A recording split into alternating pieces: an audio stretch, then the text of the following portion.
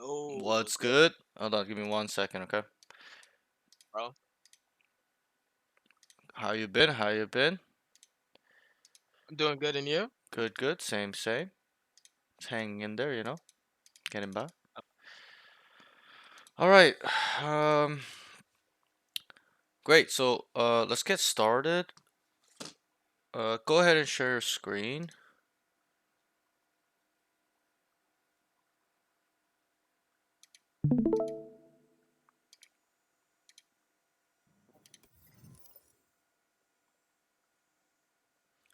All right. So we're gonna briefly talk before we start, okay? Just give me one Yeah, I got second you. here.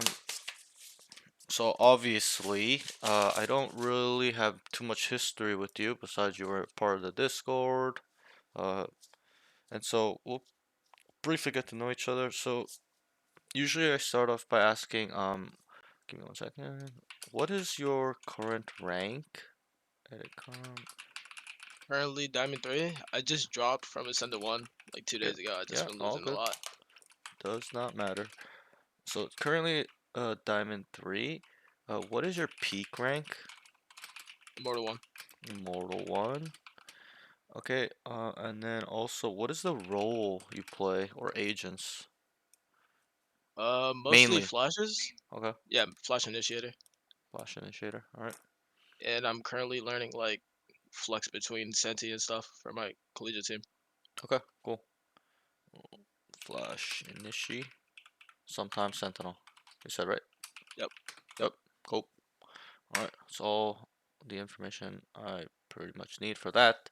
Let me just update this as well.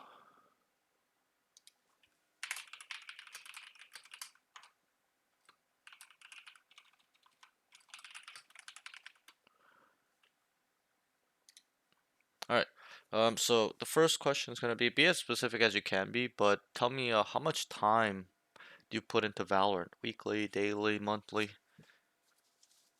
Daily, Mm-hmm. I'll say around probably like 4 hours, maybe three, around there. How many days a week? Days 3, 4.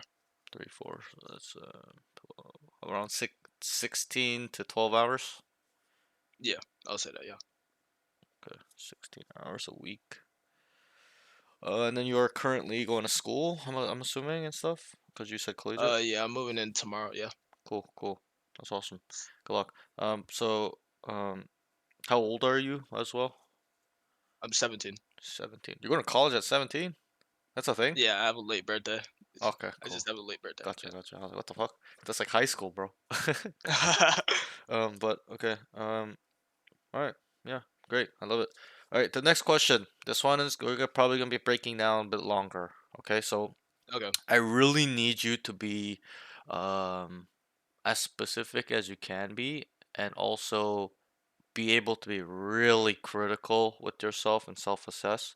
So, in terms of Valorant, okay, what are the problems you think you are having, walls you're hitting, struggling with, things you just can't understand, stuff like that. Um, I'll probably say confidence. Confidence. Being one like low self-esteem or not knowing what to do. Well, Okay. that's something different, but All right. And confidence and is before one. before we move on, why do you think that is? Um, Where does that come from? low KDA. So your We're just losing a lot of confidence, games. low self-esteem about yourself comes from KDA and losing games. Yes. Okay. And try to break that down. Why? Why is that the case? Um, It's really important that you understand why, right? So yeah. that way we can get to the root problem, the root cause, and then fix that. So that way you can start building confidence and low self-esteem. All right. I say most of my rank games, Mm-hmm. it's mainly me trying to figure out what the other team is doing, and I just can't figure out a solution. Can't get reads. So Okay. yeah, I can't get read. So it just ends up spiraling and spiraling. In And which way though? then Like spiraling, like self-doubt, low self-esteem. You just get yeah, in your self doubt. head like that. Yeah, getting in my head a lot. It's Okay. the main reasons why. All right. And not being able to like hit your shots properly or not timing your util properly with other other duelists and stuff. Mm-hmm. Timing utility properly. Okay. Yeah. I mean, this all makes sense with low confidence or why your confidence is low, right? And if I were to ask you a question, are you training actively every day in terms of aim, game sense, VOD review, watching Um pro play? And be honest, every day, I'm not here to judge you, right? I'm yeah. here to help you, so Every day, no, I don't aim train every single okay. day, but I do. Okay. It's like kind of on and off. And what's the I do rate? watch a lot of I'll say hour like every other day. So like 4 hours a Um week, maybe yeah, 3 hours a week. Okay. three Yep. three the VOD most, review. yeah. What about VOD reviewing? I don't do a lot, but when I do server time with my team, Mm-hmm. that's when I buy review. Well, that's scrims though, not ranked. Right, right. But I'm talking more about yourself. No, Like, I don't. yeah. Okay.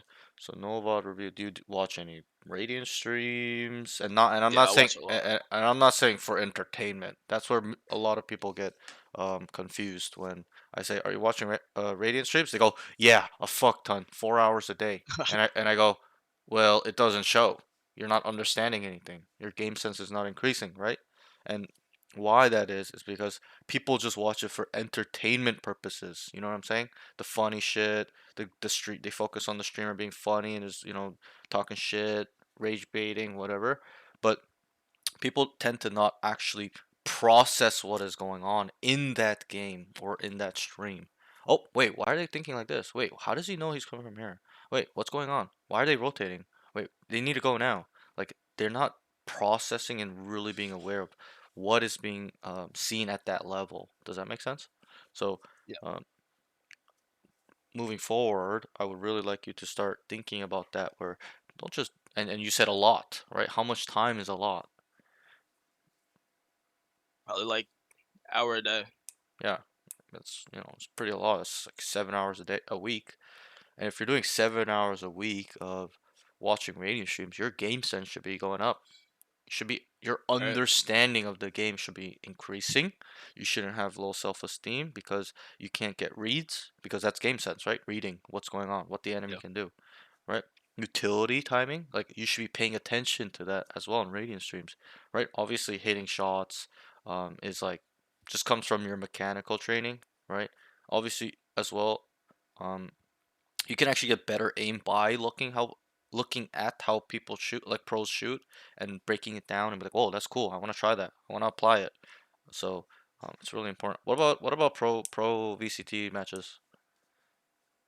I usually only watch like my favorite team. Hmm. Yeah, That's that's all. fine. Just tell me in terms of time, how much you put in a month or a week watching VCT. Like 2 hours a week. 2 hours a week. Yeah. All right. Good. So before we move on, we're gonna talk about this part, which is really important. Okay, because if you have low confidence, low self-esteem, you get in your head, like, and we don't fix this problem, and I teach you all of the stuff that I usually do with knowledge, game sense, fundamentals, concepts, like, what do you think would happen? And just not work at all. Yeah, it just wouldn't work at all. That makes sense, right? So, um, I did an interview with Worthy TV yesterday. Do you know who that is? Yeah, The coach, right? The boomer coach with the glasses. yep. Eh, I don't know if you watched that, but we talked about this where it's really important that you work on your mental now. And I understand you're young. You're 17. Okay, and I'm gonna be honest. I'm not blowing smoke up your ass or anything. I feel like you currently seem in a better position than I was when I was 17. When I was 17 and some guy talked to me like this, like I am talking to you, I'd tell him, "Fuck you. What are you talking about, retard?" And be emotional and be like, "Nah, nah, you're wrong, you're wrong." But I can tell that you are not being like that and you are willing to improve. Is that correct? Yes. Right. And so obviously, we're going to get down to what your goal is and what you want later, soon. But Okay. what I'm saying is that through my experience, if you don't focus on this stuff now, it will only get worse, no? Like You're right. it's not going to be easier to change, and it's actually easier to change when you're younger than it is when you're older. And this isn't just a Valorant skill, it's a life skill. So, because if you're low self-esteem in Valorant, no confidence in Valorant, you feel like shit in Valorant, you get your head in Valorant, what does that say about you in life, right? You Same might thing. right, you might Yeah. have the same tendencies. I'm not saying it's 100% the same, but you may have the same tendencies to feel that way, think that way. Does that make sense? So, Yes. really important, you believe in yourself. Okay, this is where I can help you with understanding how to gain confidence. You believe in yourself in terms of you know what your capabilities are. Okay, by and how we can get that, knowing that, is through training, VOD review of yourself, self assessment, accountability, being critical, not just brushing things off like 99% of people do. My teammates, this, not my fault. You've seen that, you've heard that, right? Yeah. You really, really need to focus on this. And I'm not saying because you have a huge problem, but it's so that you don't have a huge problem down the line, right? What kind of coach would I be if I just teach you, say, oh, okay, what's your goal? Okay, great, play a game, write notes down, we go through it, see ya, and then you're the same person tomorrow. Right. I'll be a piece of shit coach. No? So True. it's really important that you focus on this. I've given you the recipe. We'll talk about it again at the end as well, when I sum up the whole session and the things you need to work on. But you know, that's how we gain confidence, right? Think about an MMA fighter. Is he not confident that he can just choke somebody and kill him Yeah. or knock this guy out? Yes. Yeah, he can. But how do you think he got there? Super simple, Training, practicing. right? Training, practicing every day, being disciplined, consistent. And then obviously in the beginning, he was probably not confident, just like how you are not. He was like, oh man, I don't know if I can kind of fuck people up and make money. But he did because he put in the work. He believed in himself. Most importantly, he starts going towards his direction of his goal, which is whatever UFC fighter, MMA fighter, whatever. And he trained, and it's not gonna happen overnight. It's gonna happen months, years. It's gonna take some time. Well, it depends on the person too, how fast they improve, right? And once you see improvements, bro, your self-esteem just go, wow, I can do it. I am of this skill. I can be even higher. And it just snowballs to being more and more and more confident, more understanding my capabilities. I know without a doubt, I know what I can do. I know how I can think. I know how I can control my own mind and physical. Okay? So does that make sense? Yep. If it doesn't, you Yes, it need to does. let me know. Okay? So great. I'm glad it makes sense. We'll talk about this again at the end. All right. So what else besides this mental side? Let's break it all down. Okay. We may even take long if we need to. I don't care. Yeah, we have lots of time. Don't worry. Um, Probably like not wanting to queue ranked, like Yeah. solo queue. Yep. So Just like like rank anxiety. anxiety. Yep. Yeah. Okay. And why is that? What's the reasons? Not wanting to lose R. Not wanting to lose aura. Okay. What else? There's obviously multiple things involved, right? Yeah. Right. Um, That's probably the main reason, though. Me too. I've experienced that. Probably the teammates that you would get other than like trail queuing or duo queuing. Yeah. It's higher variable of players that Yep. Yep. end up on your team. Yep. I agree. Anything can happen. Yeah, like super high variance. You can get sometimes really nice teammates, right? They work with you. They listen. Yeah. Sometimes they're just absolutely retarded. They don't like you. They're just ego's huge. They're just mean, right? I can understand that. What else? Um, just wanting to win and then you Wanting don't to end up win. winning. You end Yeah. up losing your R. Yeah. Just keep on dropping. Mhm. Just makes you not want to play. Right. Yep. I can fully understand that, bro. Okay. Not wanting to win. Okay. And that's pretty much all I really need to hear with this because I already understand this. Do you know why? It's because I've been through it. When I was in Diamond, like first time in Diamond in episode one, because I got to Diamond really quick. I got to Diamond in like the first a month of playing, month and a half, and then I was stuck in Diamond for 6 months, and it was the same before I hit Immortal one for the first time in episode two or three. I don't remember, but it was the same thing. I would literally be like, "Yo, I love this game. It's so fun, right?" And I would play a game. win, maybe play another one, win. Okay, or there was the opposite where I'd play a game, lose, play another game and lose, and I would just stare at my screen and just like be tabbing out to YouTube and just not even queue, not even play, playing with my cock, just staring at my screen because I didn't want to queue. I didn't want to lose. I didn't want to lose RR, or I didn't want to lose the RR I gained. Like whether that was like 30 RR or like 40 RR after the two games. You get my point? So, Yeah, and where this really stems from is like, again, obviously it's a little bit of fear, right? The fear of losing. But I'll ask you a question. Do we gain things from losing or winning? from losing. Right. I can tell that you understand that by you answering it so fast. So, should we care about losing if we're only going to improve from losing, taking away experience, understanding situational awareness, gaining knowledge, learning from our mistakes so that way you feel like I'm never going to let that happen again,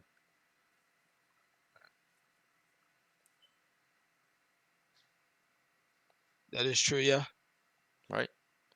So you need to throw this away. Just how I told you mental is the most important. All of this is mental. It's not physical. It's not like you can't press the play button, right? Right. It's all in your mind. And I understand why you are having these problems. You're young. Nobody has kind of gone through with this stuff with you. I was the same. Trust me. Trust me. I'm the one guy that can relate to like 99% of people. I wasn't the best person. I wasn't the smartest. I was a retard. If you asked me if I was this person 20 years ago, no. I only became this person 4 years ago after I failed and learned the hard way. Wasted 10 years of my life. You understand? Yeah. So that's what I don't want you to do. I don't want you to waste time and not hit your goal and regret and waste 10 years because you couldn't just fix something as simple as your own mind. You are in control of your mind, or am I in control of your mind, or is your parents in control of your mind, or is your sister, brother, girlfriend, who's in control of your mind? I am. You are. And so if you are in control of your mind, you need to put your chest up a little bit, okay? Take some deep breaths and step up to the plate. I'm going to play, and especially if you have time, if you have a lot of time, because you only told me you have 4 hours a day. You play 4 hours a day, but do you have more time to put in? I do. Probably. Yeah, I already know the Yeah. answer, right?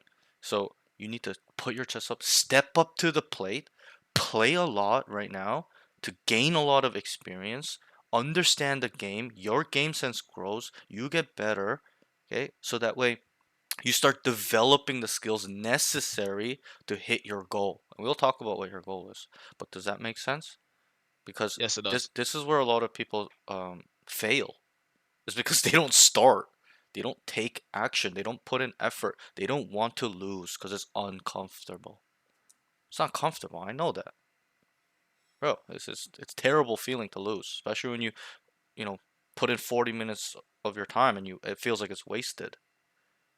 But as long as you're being critical, every time you die, why did I die? Okay, this happened. I died because of like this. Okay, I was out in the open. Okay, I just swung by myself. You need to assess that moment in time so that way you kind of like minimize those mistakes. I'm not saying it'll never happen again. Okay, let's say for example you're doing that mistake, some mistake 8 out of 10 times, right? A lot. And then you assess, you fix it, and you say, I never want to feel like this again. And it becomes 2 out of 10 times, 1 out of 10 times. What's that improvement percentage? It's like 300, 400%. No? And Yeah. that all adds up, whether that's in terms of fixing your movement or aim or your knowledge, your game sense, your concept usage, your IGLing skills, your communication. Oh, I should have told this guy. The guy was behind him. I saw it, but I didn't tell him, so he died. You know what I'm saying? So Yeah. it's really important that you start thinking about this and using that tool I just showed you, which is take accountability. Every time you die, take accountability. It's uncomfortable as fuck. Trust me, especially when you're young. It's hard to understand why it's on me. Okay, but if you want to be the best, if you want to hit your goals, if you want to be somebody, that's what it takes. It's not a Valorant skill. That's a life skill that people look past. And if you look past it, like I asked you, what would happen if you don't do anything and not fix anything? You said, well, it'll get worse. You'll All right. become jaded. It'll be harder to change. So work on that now. Okay, so with rank anxiety, don't be scared to lose. You're gonna learn, you're gonna gain experience, you're gonna get better, you're gonna improve. So throw that away. I would recommend you play, if you can't play 10 fucking games, 20 games a day, win or lose, back to back. Don't even stall after a game. Requeue. Obviously, don't tilt queue if you're like really angry, tilted, cannot like your fucking heart rate's going through the roof, you just can't focus, then don't play, obviously. But if you are mentally stable, you're level headed to some degree where you're like, okay, and you can take that accountability, okay, fuck, that game's on me, bad call. Okay, I should have died on round 25, round 23. Okay, round 14, 15, 16, I played like donkey shit. What went wrong there? Why did I think like that? What could I do better? And if you do this, bro, and you do it every time you die, every game, what do you think's gonna happen, I'll get better. bro? That you won't only just get better. There'll be exponential growth. Do you know what that means? Yes. Where you, let's say for example, you do this tool I showed you on how to start improving for 2 3 weeks for exactly how I told you, every round, every game, 10 games a day, bro. In 1 week, you're gonna fucking level up like crazy. You're gonna get like 500 RR. That's what exponential growth is. It's like a bamboo tree. Okay, once it's in the ground, the seed, it starts rooting itself for 8 months. Okay, sometimes even years. A bamboo tree. This is real. Okay, and you know how bamboo trees can go to like 60 feet, right? Yeah. The plant itself will stay really small for like a year, 5 years, months, and the roots are just growing and growing, growing down the ground, down the ground, down the ground, and in 2 months, 4 months, okay, it takes 5 years to grow. In 5 months, 2 months, 3 months, the tree grows 60 feet. Think about that. That's exponential growth. You are rooting, your foundation is being built while that, and think about the plant itself, the leaf, the stem and the leaf as your rank.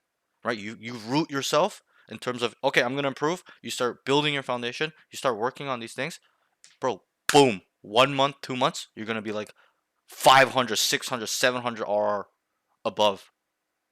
And that's why it's important that you do this. Does that make sense? So Yes, it does. take that accountability, and also this will go to your confidence automatically by you improving, taking accountability, you being more aware, you getting better, and you seeing that progress as well by your mind opening up, you being quicker, you reacting quicker, you understanding, getting a read. You can be like, wow, I can do it.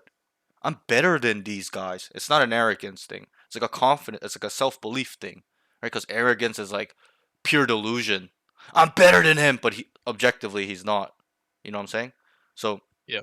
make sure it's confidence, not arrogance, and you will build that as long as you do everything I told you. Okay. Let's move on. Anything else with your mental that you're gonna No. struggle with? That should Okay. be all. That should be all. Okay. Let's talk more about mechanics, fundamentals, then. Um, Aim, movement. What do you have problems with? say mostly my movement. Okay. Um, I feel like I could hit headshots a lot, but in comparison, I just don't get a lot of kills. That's Okay. That's fine. And I can tell you right now, it's because of everything else besides aim. Okay. And I'm actually glad that you're not sitting here and saying, "Yo, I have problems with my aim. My aim. My aim. My aim sucks." That's 95% of students. They come to me. My aim sucks. My aim sucks. Like I watch them play. I'm like, your aim's really good. You're just brain dead. No movement skills. No positioning skills. You don't understand game sense. You don't understand. You can't get a read.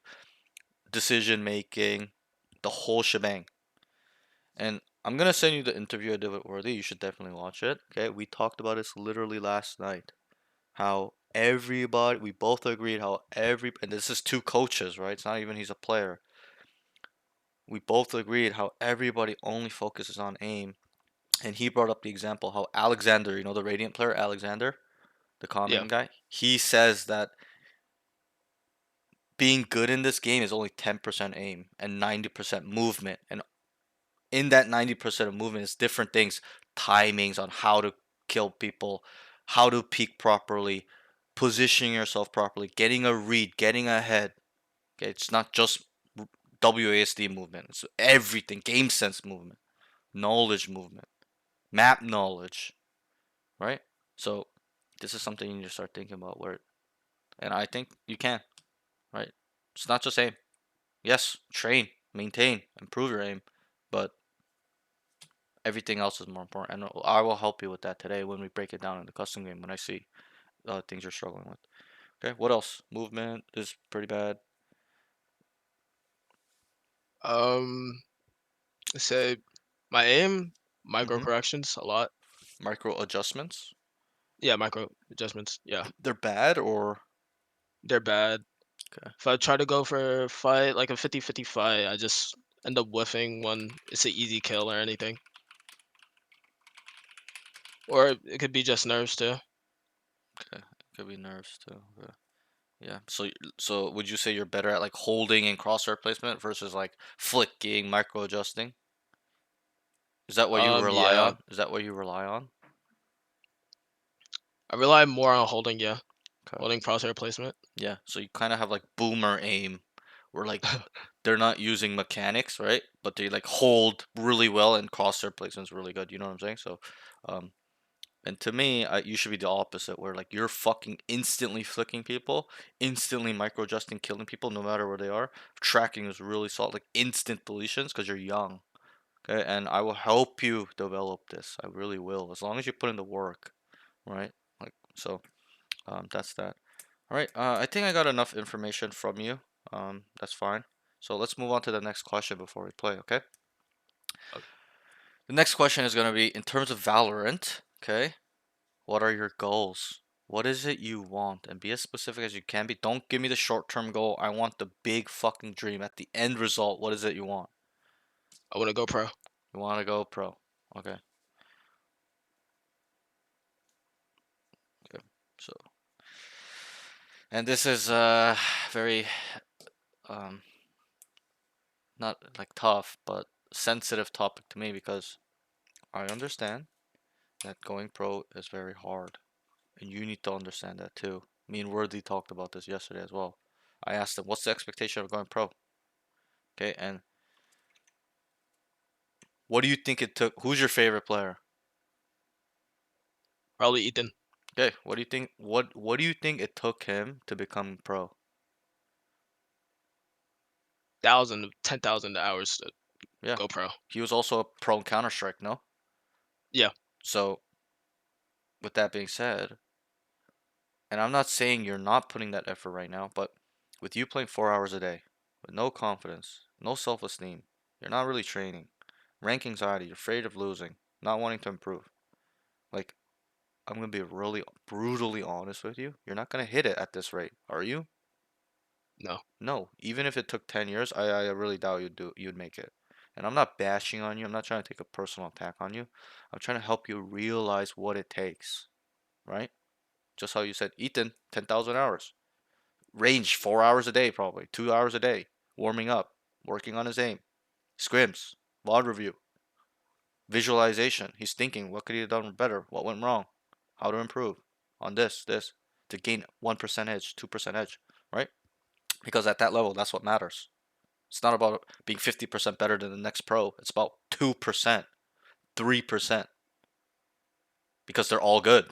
They all have more than 20,000 hours, no? They all yeah, train. And I'll ask you, are you an athlete? no. I Okay, was, but no. sure. What were you an athlete in? Basketball. Okay, we can use basketball for example. Michael Jordan, Kobe Bryant, LeBron James. What led them to be that great or to that level or to even get there? Think about Kobe Bryant. That guy was in the gym 3 times a day working on shooting, where everybody else was partying, playing, messing with girls, fucking around, doing nothing. That's what it takes. And so if you really want to go pro, the odds are against you. It's like really low. And this is really common that people want to go pro. I wanted to go pro. I've been pro when I was 14. I'm on Wikipedia. Okay, but just understand that it's what you put in.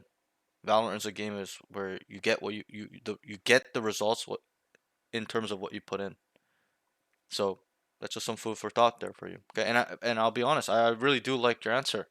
A lot of people come here and say, I don't want to say pro because I feel like it's too generic. And I say, no. I feel like, or think, or know that by you saying, I want to go pro, is specific. You know what you want at least, no? Yeah. But understand, it's a big fucking commitment. You need to sacrifice a lot. And as a coach, you as my student, that would be my expectation of you. When you say, I'm gonna go pro, coach. I'm like, great, I love it. I love the ambition. I love the dream. But get it. And if you don't, then I'll lose respect for you. Right?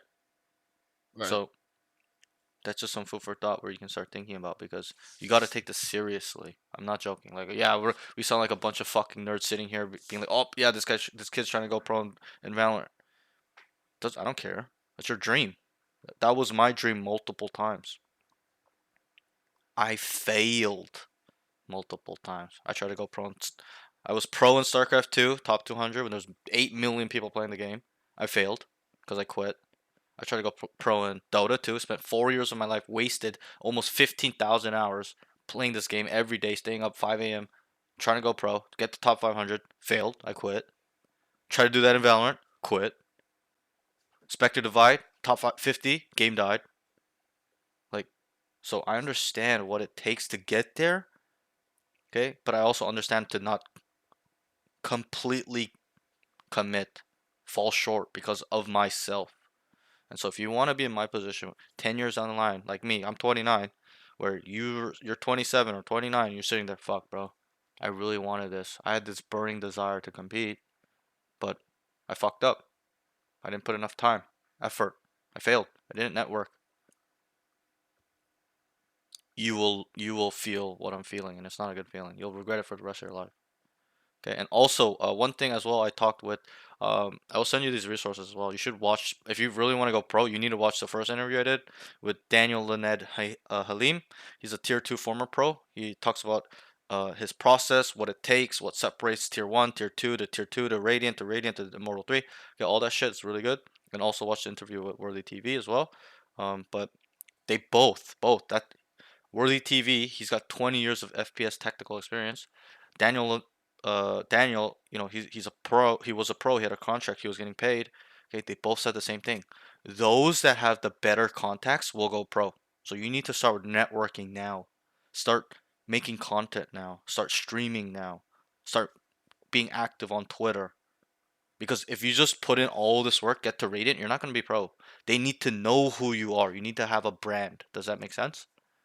Yeah. So start working on that now. I'm being really serious. If you don't, you won't make it. Okay, Worthy even gave a example how how there's Pro City, Tarek's Pro City. Yeah.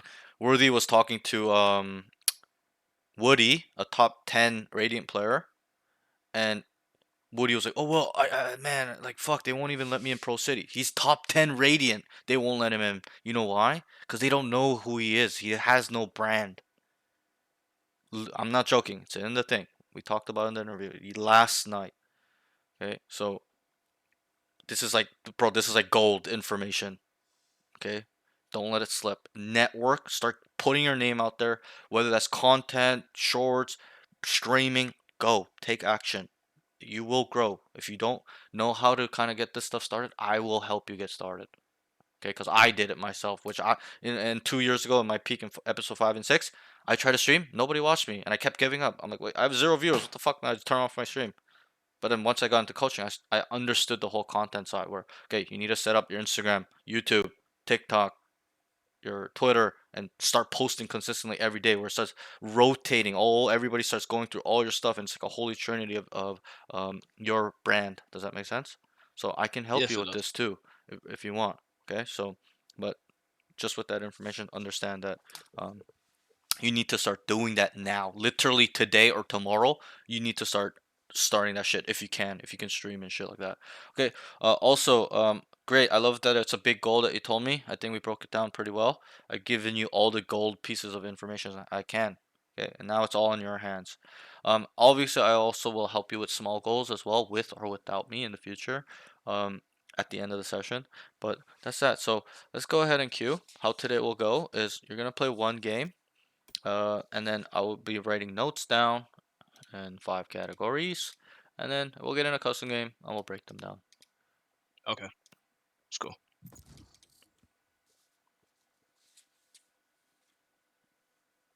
Also, talk to me about your collegiate. Um, I tried out probably like a month ago. Mm-hmm. We just started scrims probably last week, Yep. and hopefully, What uni is it? If you don't mind, you don't have to tell me if you don't want to. no, it's fine. It's Rowan University. It's in New Jersey. Okay. All right. Cool. And I'm guessing they're in C League, like collegiate Val. Yeah, collegiate. Yeah. Okay. Cool. Cool.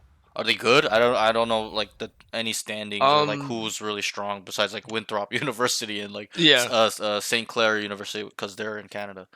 They're near me, but Um. Now, right now, all of the seniors that was Radiant Immortal 3, yeah. they all graduated last year. So it's building from the ground up Okay. this year. It's like mainly Immortal players or some Ascendants Right and now, stuff. yeah, Okay. it's Ascendant Immortal right now.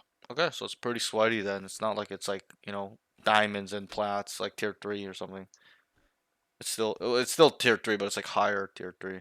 So, all right. Well, good luck with that. I hope you kind of like I can help you with that in terms of what you learned today and stuff like that. And you're playing KO. I love it. KO's like one of my main agents too, so I can Okay, really okay. help you out.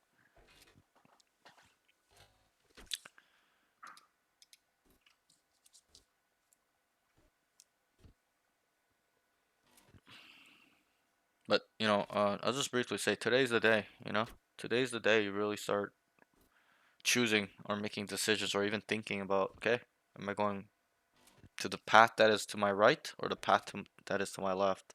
Path to path that is to my right is my goals, my dreams, what I want. Path to the left is like just being the same person and just not hitting my goals and whatever, failing. So today's the day, hopefully, that you kind of start thinking, which direction do I need to start going in? Okay.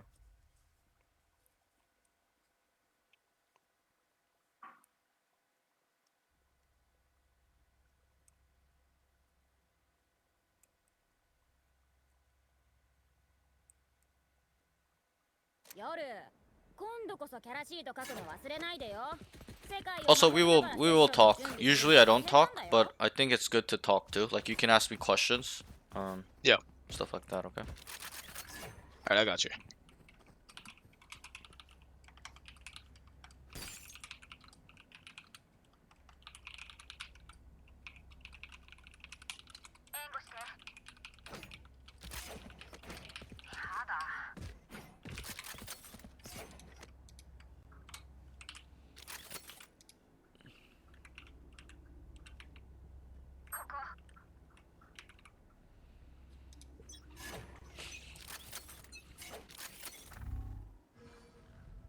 What?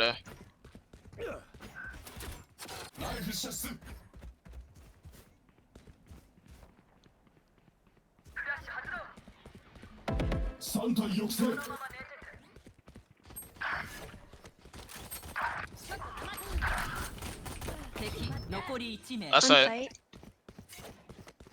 スパイクを設置 Nice. Good lineup. Really good knife. Obviously, not very eventful for you. Like you just rotating over, What do but you want? the knife was really good because you hit 3 people. Thank you. Wait, so also, what did you say in the beginning on A? Did you say lots A or nothing A? I couldn't hear you. Nothing. Nothing A. Yeah, yeah. Correct communication as well. 息を整えろ。まあ、私には必要ないことだが。 Oh, Japanese KO sounds really cool. Yeah, he does. Yeah. I always play in English, so like I don't hear this at all.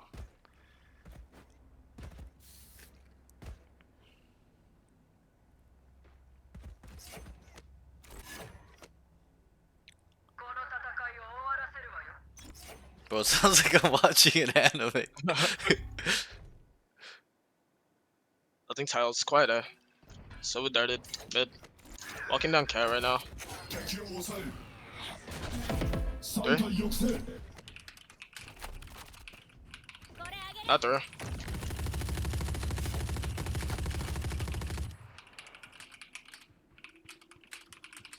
I think A man.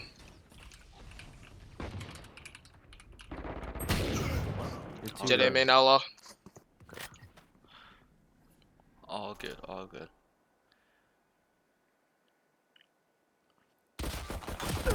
So I'll ask you a question, okay? You going A or no? So generally, when we are on this round, where we won the first round, second round we are buying, and they're on eco, should we be walking down alone? No, we shouldn't. Right, and so you should have just been a little bit more passive, patient. And peeking you on the right side. Because that kind of was, yeah, a little bit of grief, but it's fine. It's all good.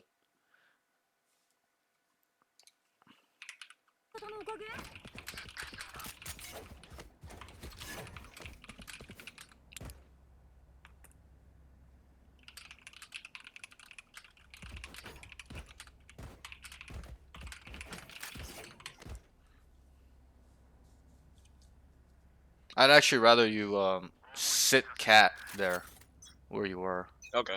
or just stay A main, like don't walk down and just hold it as well. Jet outlaw. Tiles.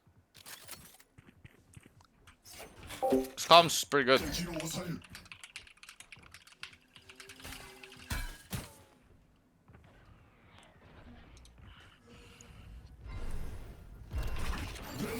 Phoenix out right now. 先行弾だ。敵 KIA。クラッシュだ。 105 Cypher's man. Walking through tree right now. 最後の一人だ。 Nice. We'll try. スパイクを設置。 The seat goes. Sure. Damn, the clove went through your molly too. That's crazy. Yeah. All good. So I'll help you out. What I like to do is I like to throw my knife in cat usually, like whether that's Here? no, right where your crosshairs, to the left in the corner, on cat. More left, it doesn't matter. There or to the left as well is good too. That corner, Yeah. left corner, right corner. Just listen. If there's any noise, throw it. If there's absolutely no noise across the whole map, just throw it instantly to gain some info, stuff like that. I got you. Jet outlaw mid. Can you explain toward B? Yeah, I agree.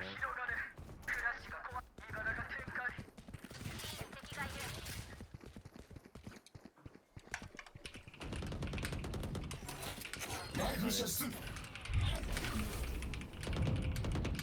doing it. So yeah, there's still like 3. Okay.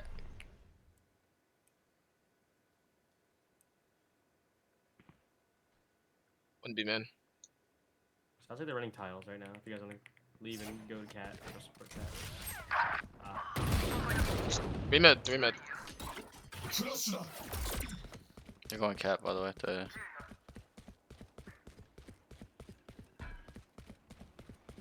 Oh, they might come mid too, actually. That's runner. Flooding. 一体抑スパイ制。クを設置設置。やられたと思った？グレネード。 今度はこっちの番だよ。 Nice try. So what do you think you could have done a little bit better? Stay towards A. Yeah. They didn't really get on site on B. Yeah. Like you over rotated, right? That's the word I'm looking for. Like Yeah. you started cat, you saw jet, and you just started immediately running B after you saw the dart, the Sova dart, because you said, "Yo, I think they're playing B heavy," which was true. That was a good call. But maybe you could have just been here and done your lineup and then anchor A with the jet, right? He gets A main, you get cat, right? Because what is the Cypher and the jet doing? How are they It's playing? defaulting right now. They're not. They're Just lurking. starting. They're ratty. They're Yeah. not. They're trying to lurk up. One tiles. Oh. Silver jet tiles. 抑制する Grouping B main right now. Or smoking. 3体抑制 Cypher unknown. Could be late mid.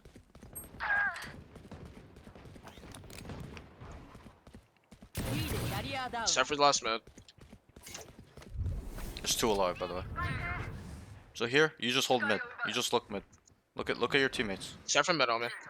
All you have to do is just chill and just hold. 残り1名 Could be main. Flashing. 先行弾だ Just go pick up that gun. Last B main. B main. Go pick up Sova's gun. ナイフ射出1体抑制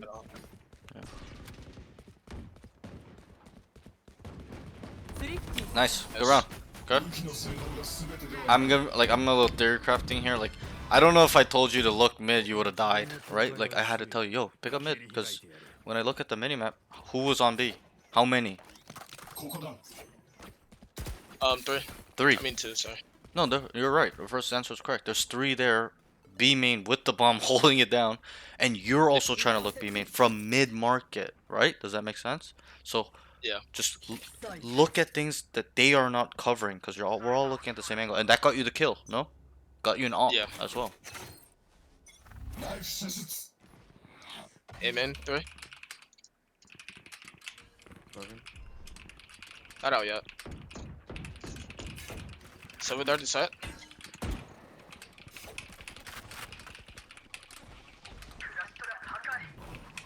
Jet out. Pick him. Sure. Why am I getting baited so hard? Like so aggressively there. I have 5 bullets left in my gun and you didn't swing. Really, bro? You are fat. Just ignore him. Cypher's cat. どこにいるか分かってるぜ The bomb's down A, by the way. You should knife here. 抑制する Multiple trail, man. They're like Flashing? three 先 mid. 行弾だ Ooh, Two. nice try. They have bomb. Okay, I don't know what this Vice is doing. Okay, all good. So I would have thrown that knife earlier. Yeah. On cat. Because you knew like at least one was mid, which was a Cypher, right?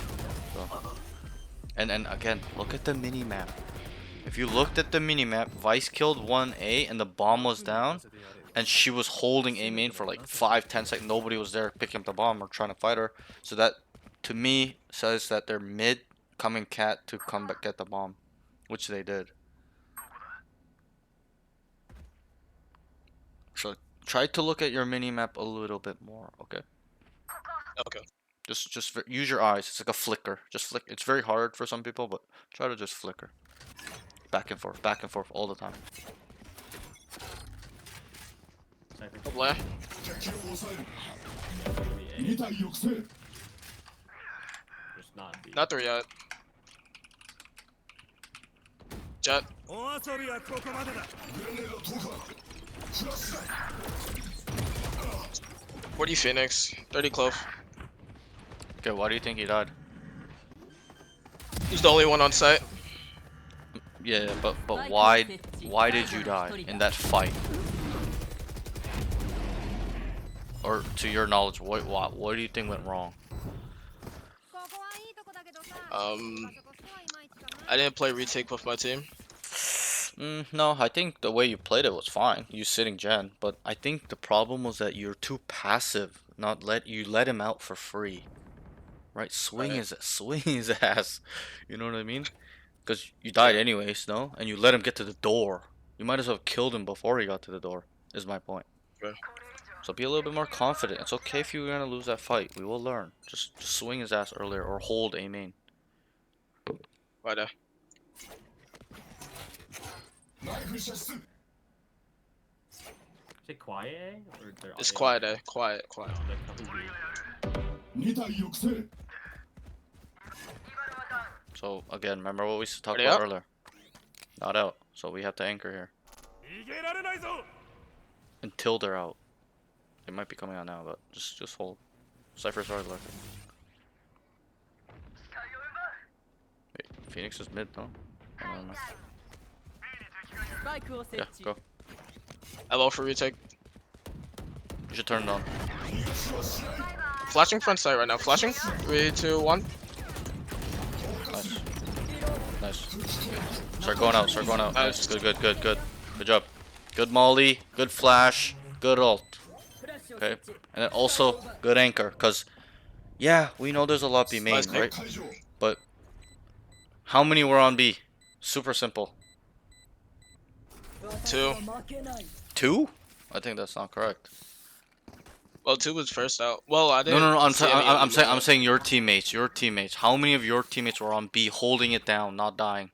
Oh, 4. Yeah. 4. That's what I'm looking for. So and then that's the reason where you need to kind of still sit here or pick up mid at least, or even you could have Right. taken space. Right? Does that make sense? So, Yeah. good job. That was a good round. Okay. I want you to account for space like that by looking at the minimap. 4 of my teammates on B. I gotta sit here. They could be a lurk because they are lurking. Got you. Tiles. Yep, that's a good 2 night. tiles. 1体抑 Cypher's 制 looking towards B man.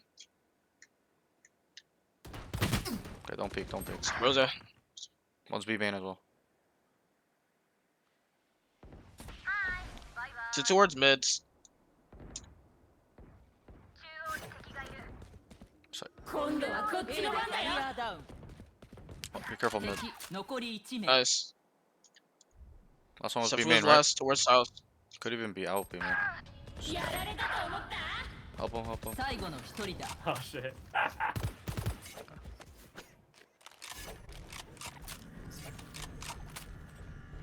クラッチ Yeah. Okay, guys. I kind of expected that play. So like, we learn. That's it. We learn from this moment in time. 1v1, just play it slower because you're running it down. He can hear you, right? Because he knows you're there. You whiffed on him, right? So that's where you just kind of slowly, methodically move up because he needs to get the bomb down to confirm he's on site, or he's gonna make those type of plays.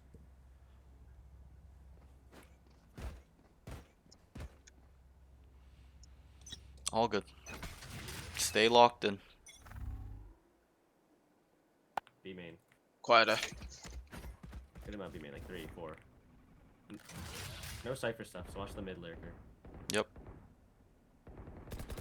Yep. Nice. On toward A. キャリアダウン 敵を抑える Just be careful, cat. Careful, cat. Okay. 1体 Never 抑制 towards. Maybe Cole killed the Cypher. He's gonna go get the bomb. 閃光弾だ Good. Huge. Let's Stay go on it. bomb. Yep. One's cat. Call it. Wintry. Phoenix. Walk through. I can flash beyond this. Flashing. フラッシュだ最後の一人だ Yeah, I'm gonna be honest. I don't think you should peek there. You just hold a main, right? Because Vice is on 運動 site. 機能は大丈夫か Right. 人間 So は疲労する have も to の be だ a little bit more patient. All good. All good. But I really like the play you did with Cypher. That was good. I like that. That was like 10 out of 10. I kind of helped you because I was like, go kill the Cypher because you're holding Yeah. cat. But that's how I'm thinking because I know he's gonna go pick up the bomb because I'm looking at the minimap, understanding the scenario. Bomb was down. Cypher's A main kills the R jet. He's gonna go pick it up. So always try to remember your win conditions. お遊びはここまでだ Seems like B. 敵を抑える Nothing tiles. Are they out? 2体抑制 ス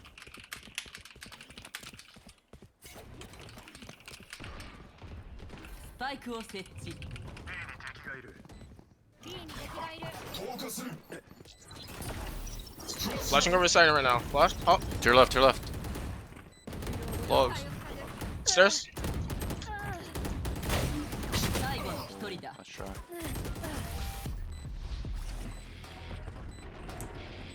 Nice try, nice try. 前半最終ラウンド。 Still winnable. If we get this last one, it's super winnable. If we get pistol too, it'll be 6-8.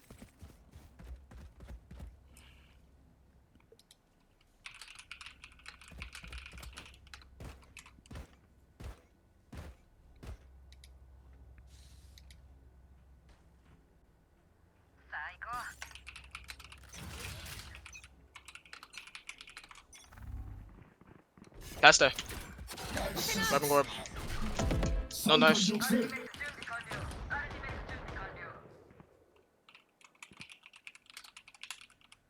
Quite noise. フラグメント。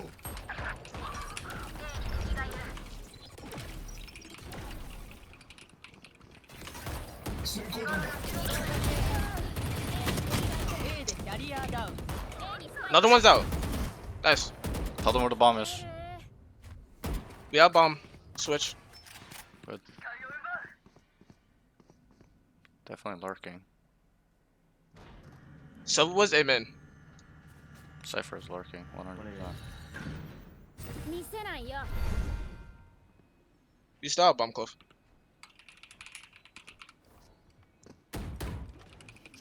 One Amen.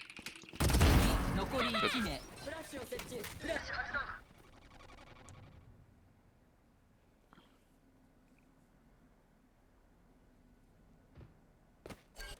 あと30秒。 This is like unlosable. They lose this, it's like.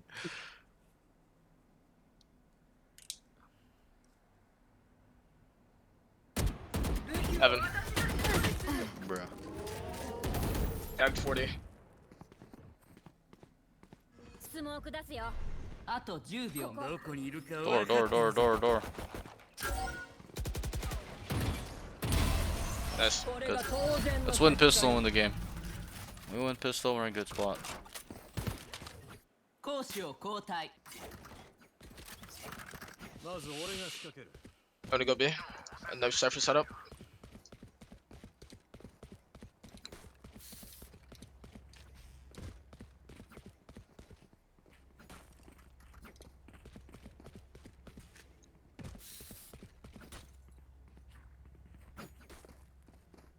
A とは待つだけ。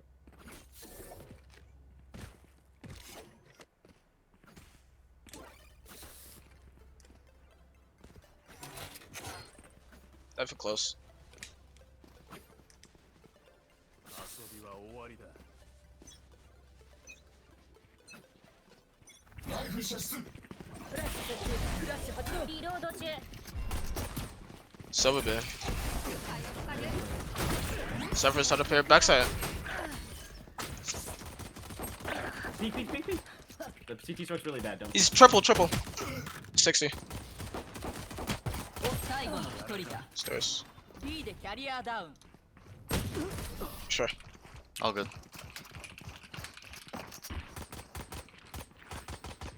キルモードを起動。冗談だ。キルモードはデフォルトだ。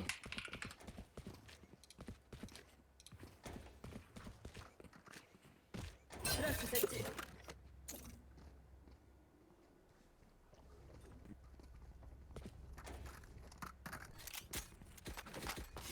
Let's force up. I'll knife close. Flash over set.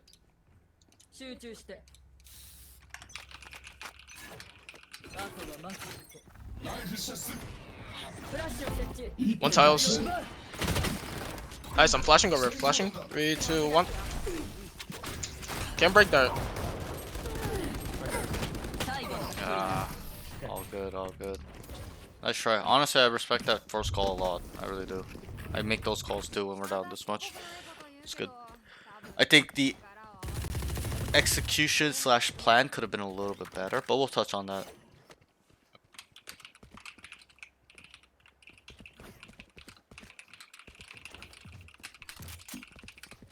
A とは待つだけ。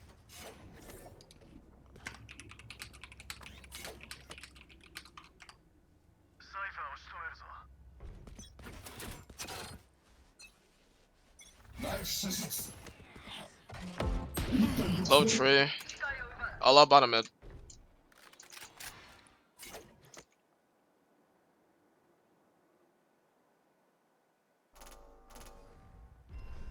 Low's playing towards straight right now.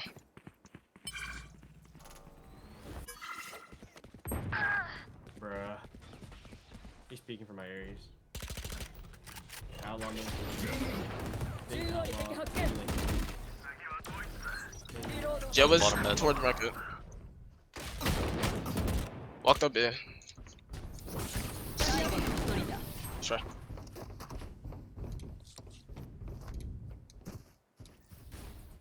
撃たれるなよ。人間の脳は交換できない。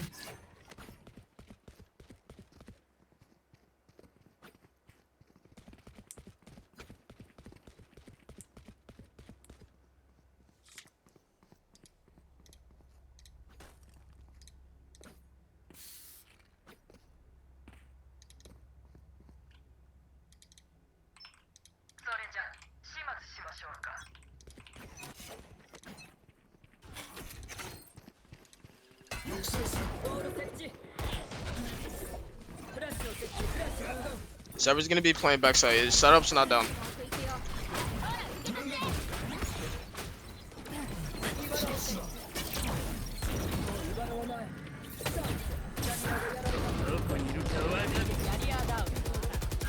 This one backside. Let me cook that backside. Not sure. What do you think you could have done a little bit better here in this round? Pap towards side. Yeah, Team. yeah. It's really simple, right? But you know, and I understand you got hit by the trip, so you got kind of stalled there. So But we didn't clear the guy's side. it needs to be immediate though. Break the trip and just start going. マッ So チポイント私が敵を抑制する。行動の選択肢を奪えばミスを誘える。その隙をつけ。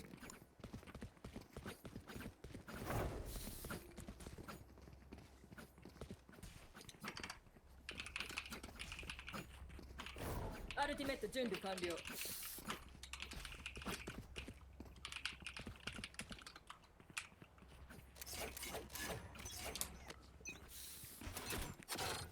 敵を抑える。グレード投下。 Nice. アルティメット俺がやる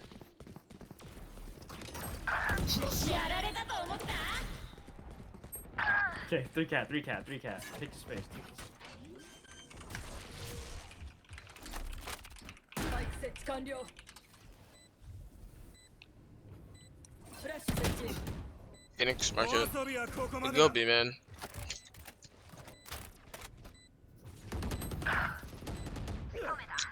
one's out already. Nice. One drop side. 残り1名 Last side is 70. Just 1 HP. Nice.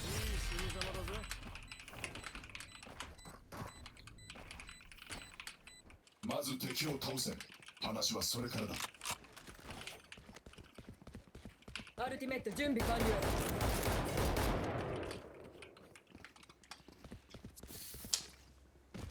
フラッシュを設置。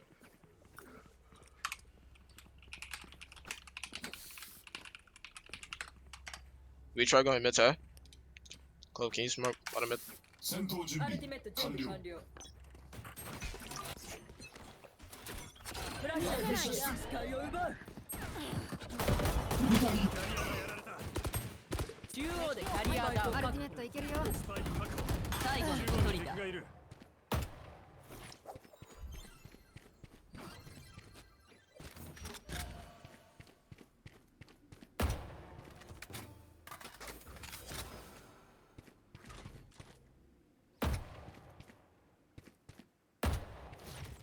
切り開くデコイだ Fuck. I'm out of flash as well. Oh, there's a cam there. He's in trouble. 行くぜ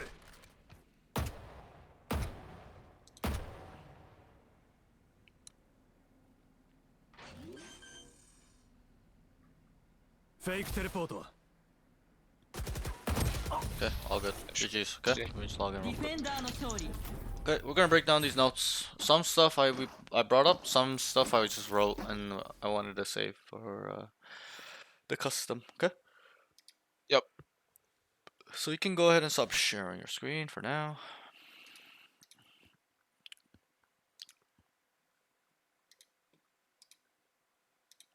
One second. Pretty sure I have KO on this account. Pretty sure.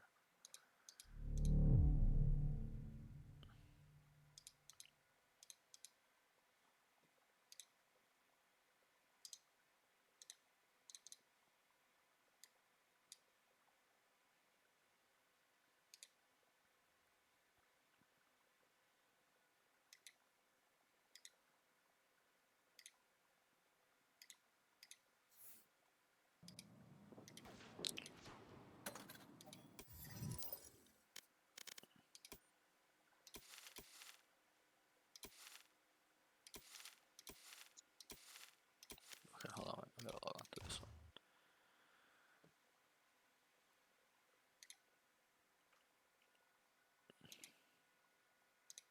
Give me a sec.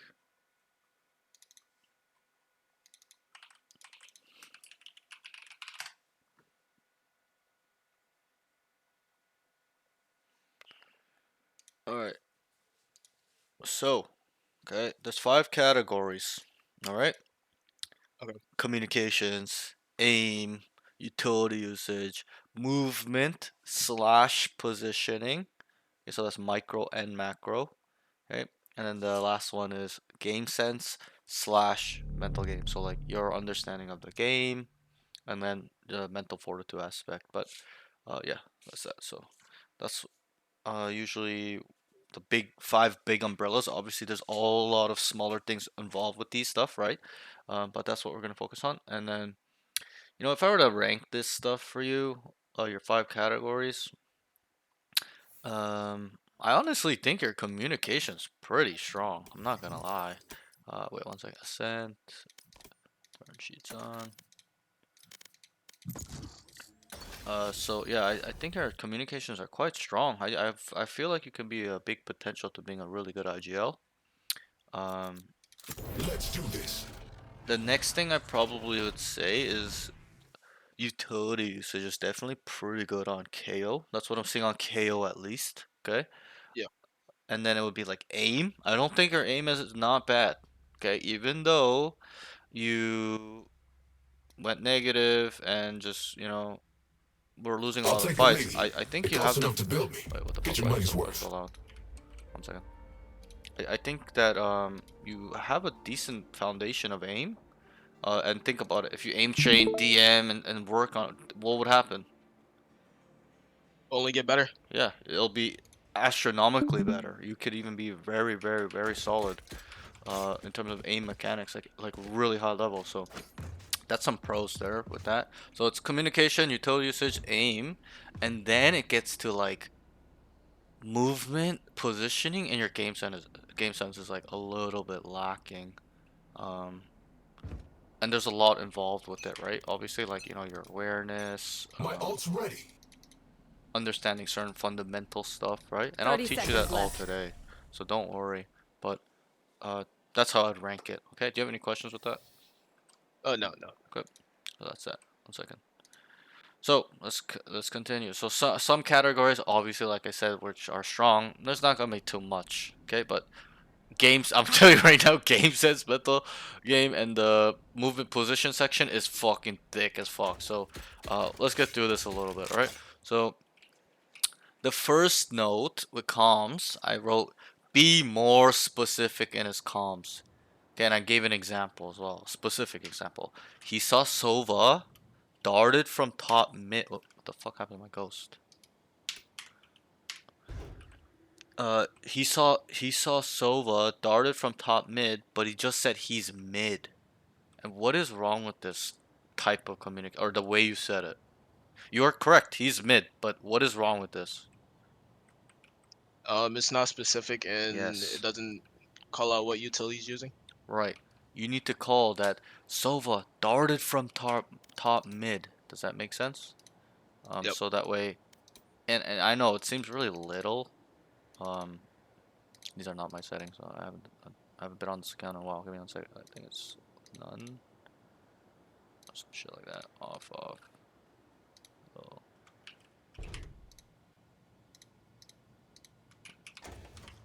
think that's my settings. Okay, but yeah, so that's you can see kind of what's wrong with that. And if I were to ask you the question, in pro play, what will he say? What would you say? How would he communicate what just happened on that mid part? It'll come out where he's at and Yeah, what utility strong. Yeah. correct. He would say, "Yo, Sova's top mid. He darted." Right? You see how high level that is. Besides saying he's mid, what does that mean? Is he over here? Is he here? Is he sub Rosa? Is he over here? Over here? Over here? Is he tiles? Right? Yeah. And a lot of people don't think this matters, but it does, and that's why pro players. And if I would recommend you watch, you know how teams release VCT comms like C9, Yeah. G2. Watch it. If you go watch them play, they will all call this information. Or at least three, multiple that are aware of it, will call, yo, Sova's top mid, guys, top mid. And they're all on the same page. And why this is really important for you as well is because you're on a collegiate team, right? Imagine if you said, yo, Sova's mid, your teammate trusted that communication, but he doesn't actually know exactly where, and he just dies. Like, he would Right. get angry with you. You made the mistake, not him. Because you didn't feed him the info well enough, right? So, moving forward, I would like you to be as fucking specific as you can be, detailed, pinpointing everything. Why? For you specifically, okay, if I had a student that was not a collegiate player, not on a team, just a ranked player, not as important, but you, it's like mega important because this is where we build team synergy, team rapport. He can start trusting you to like wholeheartedly, like you guys are like brothers, you know? It builds team edge. And I'll give you an example. If you're in collegiate league and one team, okay, five of them are talking at a pro level communication, and there's another team with three that are only doing that out of five. In the long term, who's gonna win more and just stomp Other team. the other team? It's The team just, that's it's coming. just, it's just no brainer, right? So if you want to kind of experience that type of level of where like, yo, we are just like all on the same page because we just trust each other, nobody makes a bad call, it's super detailed and specific, we can pinpoint where everybody is, what they've used, we can track what they've used now because we're calling that out as well. What do you think will happen? Like, you'll really experience that where like you're gonna win rounds, and when you win rounds you're gonna win games, and when you win games you're gonna get respect in collegiate league. No, they're gonna think you guys are good. They're gonna be, Yeah. wanting to play against you, etc., etc., wanting to beat you because you guys are that good. So this is why I think it's more important for you specifically. Okay. Um. Any questions with this note? No. Also, before I say that, actually, I think I should give you more examples. For example, on A as well. Don't I'm not saying you do this. A lot of people say, "Yo, 1A," or they'll be like, "They're A." It's like, bro, tell not only how many, but who if you can. Obviously, there's times you can't, right? This guy's not shooting any utility. He's just running. How can you know if it's a KO or a jet? You don't know.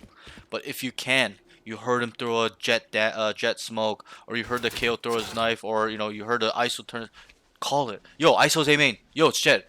You can also use the mini map, as in your teammates pick A main, right? Like in this game, Jet picks A main, Cypher dies. You need to immediately look to see who killed my Jet. Yo, it's him. It's Cypher. It's Sova. It's Phoenix.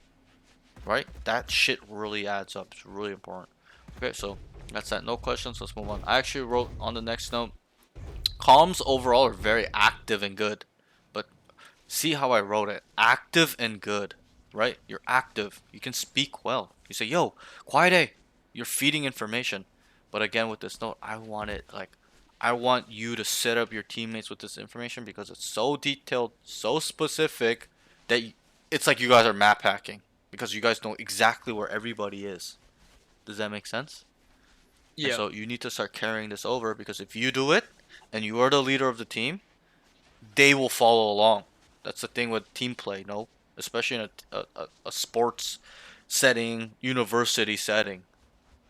They're not gonna not become like you if you're the best player on the team, right? So Right. start thinking about believing in yourself to being really highly specific and detailed towards your goal of being the best player on the team. That's how you have to look at it too. Don't ever shy away from your team being like, no, this guy's better than me. I have to listen to him. And I'm not saying use that in an ego way, arrogance way, but you need to believe I'm gonna put in so much fucking work. I'm gonna work on my game so much. I'm gonna show up on collegiate team, league, and everybody's gonna be like, yo, who the fuck is this guy? Who is Riv? Yo, he's the best player. And then they will follow suit to learn from you. You will teach them, and etc. etc. As you get better, gain experience, stuff like that. Be confident. Okay. The next thing. Oh, sorry. Any questions with the note? No, no, no. Okay. The next note. Would like him to IGL. Are you in IGL by any chance on the team? No. Okay, so somebody else is in IGL. Okay, that's fine. Yep. What I want is that you IGL at least in your ranked games. And why do you think this is important to me? To take the game in your hands. Good. What else? There's multiple reasons. That's a very good reason. We are able to control the game, right? Make calls, make reads, set plans, make a call, set a plan, execute. It's a three-step process, right? What else? Getting better at my comms. From Good. being good to even Yup. better. Yup. What else? There's like one thing there's like the answer I'm looking for. Try one more time. If you don't get it, it's okay. I'll let you know. I'll tell you.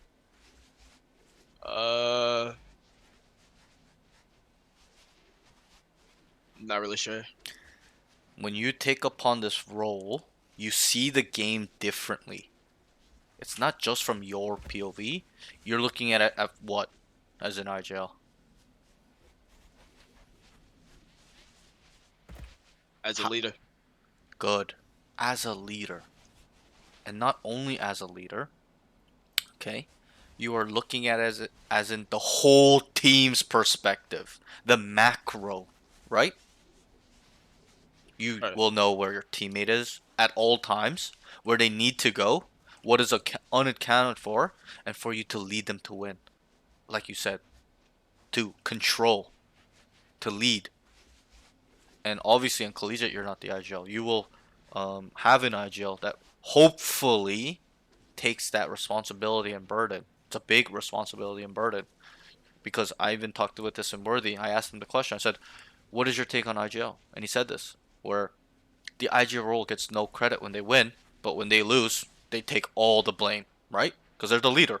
Yeah. Think about a football team, soccer team, basketball team. The coach takes all responsibility. And that's kind of what the IGL is. Even Worthy said it's like a secondary IGL. And I agreed. We both agreed. I already knew that before I asked him. I just asked him to get his perspective so my students can learn on what he thinks, how he thinks. Right?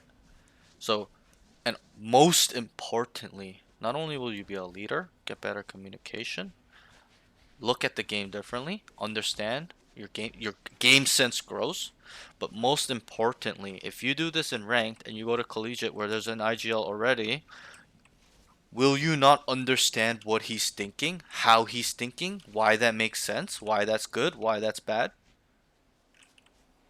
Oh, well, yeah. Yeah. And when you can do that, you can help him out. No? Because imagine a team where it's one IGL solely doing all the brain work, everybody else is just shooting, and this guy's just micromanaging four other people, and there's a team with one IGL and 2 to 3 people helping him out with putting input, his 2 cents, adjusting the call where it's kind of not the greatest. Right? Well, who gets the edge? So it's no brainer. The team that people are helping him out because they understand that role. Right? It's like the assistant captain, right? In hockey, you know how there's like a A on their chest, assistant captain, right? Yeah. That guy takes secondary responsibility when the captain can't, because he's helping him, and that's kind of what I want you to think about. Is like, I want when you go to collegiate, by you developing this in rank, you become a secondary IGL. When he goes numb, brain dead, he doesn't know what to call anymore because he can't get a read. You need to step up now. Okay. Does that make sense? Or at least have the capability to. I'm not saying always, but what will happen if the IGL's like, I'm gonna take a break this round? I don't know, bro, guys. Like, who's gonna step up, right? So I want you to step up to the occasion, even if you make the mistake or lose the game. Why? Why do you think? We already talked about it. You're gonna learn from our mistakes. Perfect. I think you understand. Okay, I don't think you're dumb as fuck. think you're pretty reasonable to talk to. Okay? I think you have a lot of potential. Okay, I'm being serious. I'm not blowing smoke up your ass. I don't want you to think that. Like I'm trying to build your ego. No, I'm being real with you. So practice this when you are in your games, ranked. Develop calls, whether that's a pre-round call, mid-round call, late-round call. Develop plans and make sure it's gonna work and make sense. You're gonna sell it. And as you make mistakes, as you lose, as you make that fucking tilting call that lost you the game and you want to smash your computer, because I've been there. That's how I developed my IGL skills. Okay, in the beginning as well, I would make calls that didn't make sense. I didn't understand. It was bad. It was too predictable. But I built upon it by making those mistakes, by losing games, by taking all responsibility. Okay? And this, will it benefit you or not benefit you? I don't even ask you. You already know it's gonna benefit you. Right? But it's hard because the responsibility part, the accountability part, people don't want to do. They want to shy away from saying it was my fault. Nah, it's my teammates. That's the whole main reason why people don't take this role. They're uncomfortable. They don't know maybe as well. They actually don't know how to call and plan and execute. But I feel like you have that potential because your communications are already your skills are pretty good. It's not at the bottom where you're not talking, not communicating, not feeding info. That to me shows who's a good leader. Those that can communicate to each other well so that way we're on the same page. So that way we can build trust, synergy, edge, and go and destroy these noobs. Right? So that's Yeah. that. Any questions with this? And also, if you don't know how to kind of IGL and stuff, I can help you because it's very complicated, but I can tell you right now how to get better at it, which I already did, which is just make calls, get better at it, learn. Okay, okay, break down what went wrong. Okay, that may fuck. Okay, I called to rush A, but that was bad. We rushed A 4 times around. That makes sense, right? Like we rushed A four Yeah, times it around. does. Why the fuck we gonna do it again? They're just gonna fast rotate or even stack it at that point. Okay, we should have ran the fake on A, go B. Okay, we should have defaulted, controlled the tempo. We were playing too fast the last couple rounds. Let's slow it down. Okay, we were playing too slow. We should have sped it up. They've adjusted. What was my identification? This was wrong. Okay, I identified the setup was wrong. That's one way to get better at it. Another easy way of getting really good at IGLing is watching pro play. And not just watching for entertainment, watching them shoot and shit. Is you staring at the mini map, okay, when you watch VCT, okay, and you are watching movement. Wait, they're moving off. Wait, why are they rotating? Oh, wait, this fake that they did at 30 seconds is selling them that they believe that they're going here, but they're already going back on the other side. Now it's open. Oh my god, that makes so much sense. Wait, how are they thinking like this? What do they feel that they are seeing? What are they identifying? That's how I got at IGLing. Not by watching them holding angles and doing these crazy one individual plays in the POV of the pro. I stared at the left side. You can't see, but on the mini map, I was looking at the left, top left, staring at all movement, micro movement, macro movement, and trying to get in the minds of them. What are they feeling? What are they thinking? What do they know? What are they communicating to each other? I'm serious. This is a really strong way to get your IGL skills really high. Because who are we learning from? Noobs or pros? Pros. Pros, right? And that's your goal, isn't it? It is. And so it always got to come back to your goal as well. I'm going to do this because I want to be a pro. And the best way to be a pro is to learn from pros, no? Not even from maybe from me. I'd recommend you to go learn from a pro rather than me because I wasn't a pro. He's going to teach you way more, right? But still, I can still understand their minds because I went through that process. I spent 2 years trying to go pro and I actively try to get in their minds. I would Google every day, what is it like to be pro? What does it take? How do they think? I'm not joking. How do they shoot? How to be radiant? I was trying to find information on how to become them. And so you can too. Where you get to a level where you can just fucking map hack, know everything, game sense is through the roof, aim is so solid, and you put it together and you become this monster of a player. Where you can never die, always kill, get your team on site for 80% of the time for free or less resistance. 5v1, 5v2, right? Do you want to take a Right. 5v1, 5v2, or do you want to take a 5v4, 5v3? It's Take that unsettling, 5v1. right? Yeah, There's value in that, no? So it is. I've taught you how to get better at it. if you do it, this progress is slow, let me know. I will literally help you out. Okay? Don't shy away. Okay? They say a fool only will ask a question in the moment. The real fool will never ask a question. There's a quote like that. I'm misquoting it a little bit, but that's the general sense. Always ask questions, even to yourself. Wait, why? What the fuck? And then when you ask the question, you start processing what is going on. And you break down things unbiasedly. And then you apply that knowledge that you've processed to your game. You try it out. You do it one time. Does it get easier to do it again or worse? Easier. Yeah. And then you build upon that. It gets easier because you did it one time. Then you make mistakes. You build upon. Okay, okay. This boom, boom, boom, boom, boom, boom, boom, boom, boom. And it gets better and better and better and better. That's the process. Okay. So that's that. Any questions?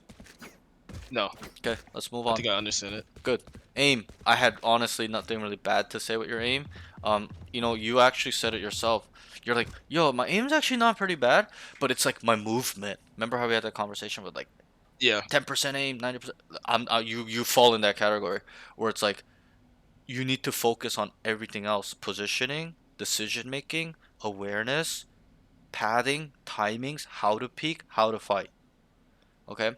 And don't worry, I know this is a lot of information right now. You're gonna get the VOD and the notes so you can process it, go back and see what we talk about if you forget or whatever, you're curious, etc. Okay, so don't worry if I'm talking too fast or whatever, you think the information is too much.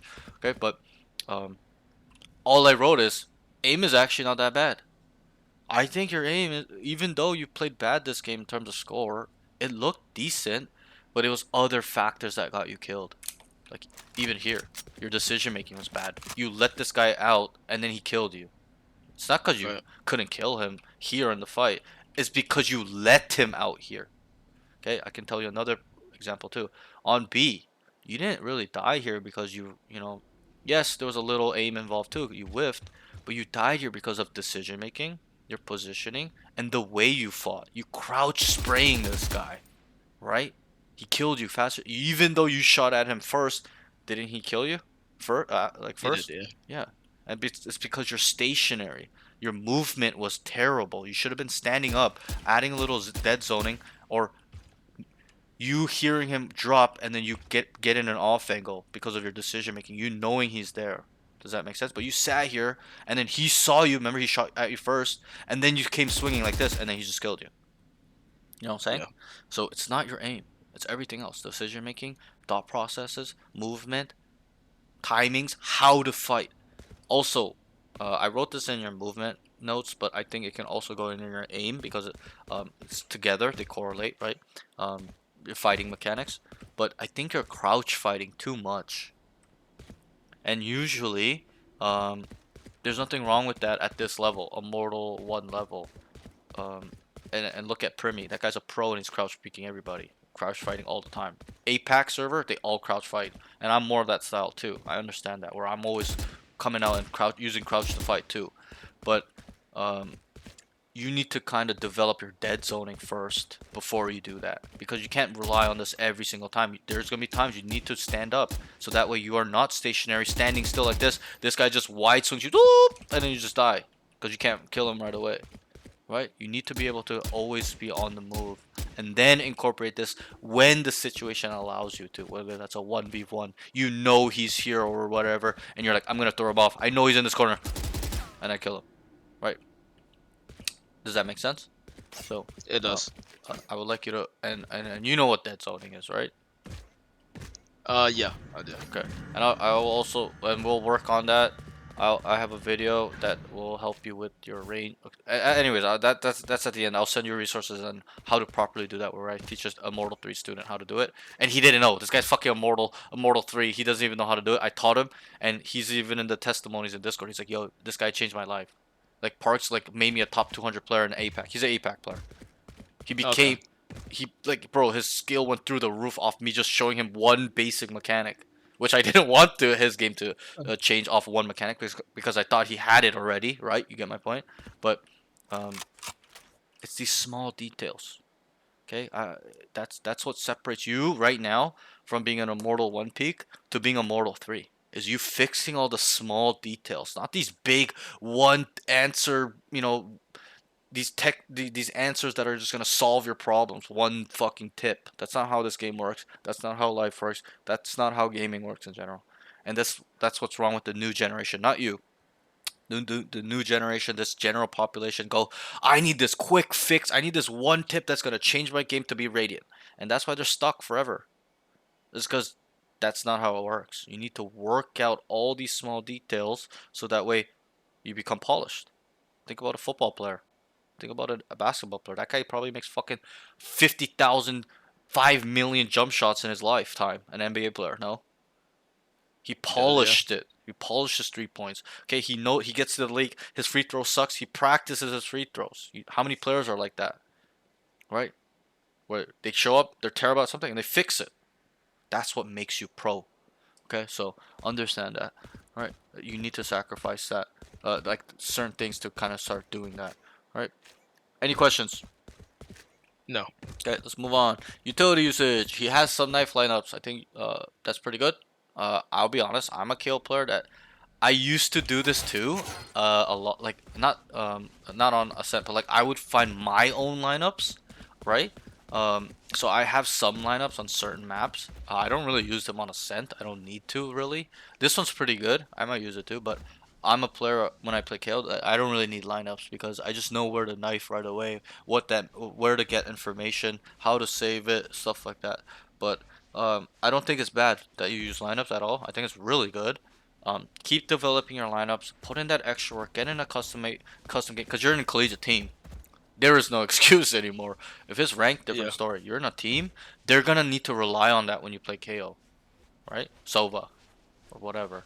So, I would like you, especially if they're saying, "Yo, we're gonna use a lot of KO in our comps when we play," buddy. You're gonna have to go in the custom game and figure out every single lineup from on attack, defense, for any side, any part, for whatever they want to do. And obviously, you can do that with the team. Ask them what they need, what lineup they need, right? But you need to put in that extra work. It's like working on your jump shot as a KO, right? So that's how you have to look at it. Okay. Any notes? Any questions with this? No. No. Okay. Good. Let's move on. The next thing is needs to use his knife. Started the round to get more info. Remember I told you, yo. You hear something, throw it. You don't hear it, wait and then throw it. Or, maybe save it. But you never really did it. And when I play A on KO, especially early on, I instantly throw this knife because they don't know I'm going to throw it. They don't know where I am. It's pistol round, right? They don't know if I'm B or A. Right. So I instantly throw it because they're going to come out here instantly, especially if I hear noise. If I hear one step, I'm throwing that bitch early on in the game. Later on, might be a little bit more situational, stuff like that in terms of what I've identified, how they like to play as a team and individually. Okay, but generally early on, I just instantly throw this. And what will this do if I instantly throw this at the start of the round? There's two things. Suppress them. Yep. And what is that? What is that? From coming out on site. Yeah, sure. No util. No util, but think a little bit more broader. If we throw this instantly, it tags 3 people. What is that? Yeah, it suppresses and delays them, but Info. that's the most important part. It's information. Does it show you who is there? How many when you hit them? Yeah. You get the suppress logo, right? I'm trying to ping it. Across on the bottom right here, it shows the logo. Suppressed. And it shows 3. Sova, Jet, whoever got suppressed. Right? So, it's information. Okay? You'll know who is there. How many. And when you know that, can we know what they're doing? Yes. Yes. Generally, we can. Okay? And then also... Okay, when we throw this instantly, what will happen? Think about cooldown. Can we use it again faster, or it's gonna be slower to use it again? Faster. Faster, because we instantly use it, and then the cooldown starts ticking down where we replenish it back, because it's our replenishing utility on KO, right? Our signature ability, right? Does that make sense? So that's what I do. I instantly will do it, and then I'll even instantly do tiles. I don't even care if they shoot it, because that's information. Whether it's ping somebody or they shot it, it can confirm at least it's one guy, right? And also, if there'll be times where if you'll get lucky, you show like 2, 3 people trying to shoot it. You're like, 3, right? So that's how I'd like you to look at this. And on B, I can kind of show you. Usually on B, I will like. This is where I throw it to. You know how you throw it here? That's where I throw it to. Like on market. I usually play market when I'm KO. or like spawn. But I'm right here. Okay, started the round. Nothing really happens. No, there's no noise. They're completely quiet. I just throw it whichever side. And then let's say for example, it doesn't get anything. What will we communicate? It's nothing B man. Yo, nothing B main. Nothing got hit. Okay. And then obviously there'll be a B player. You're not the B player when you mark it. You tell them, yo, be careful. They could still wait out the knife. Does that make sense? Because let's say Yes. we threw it. Okay.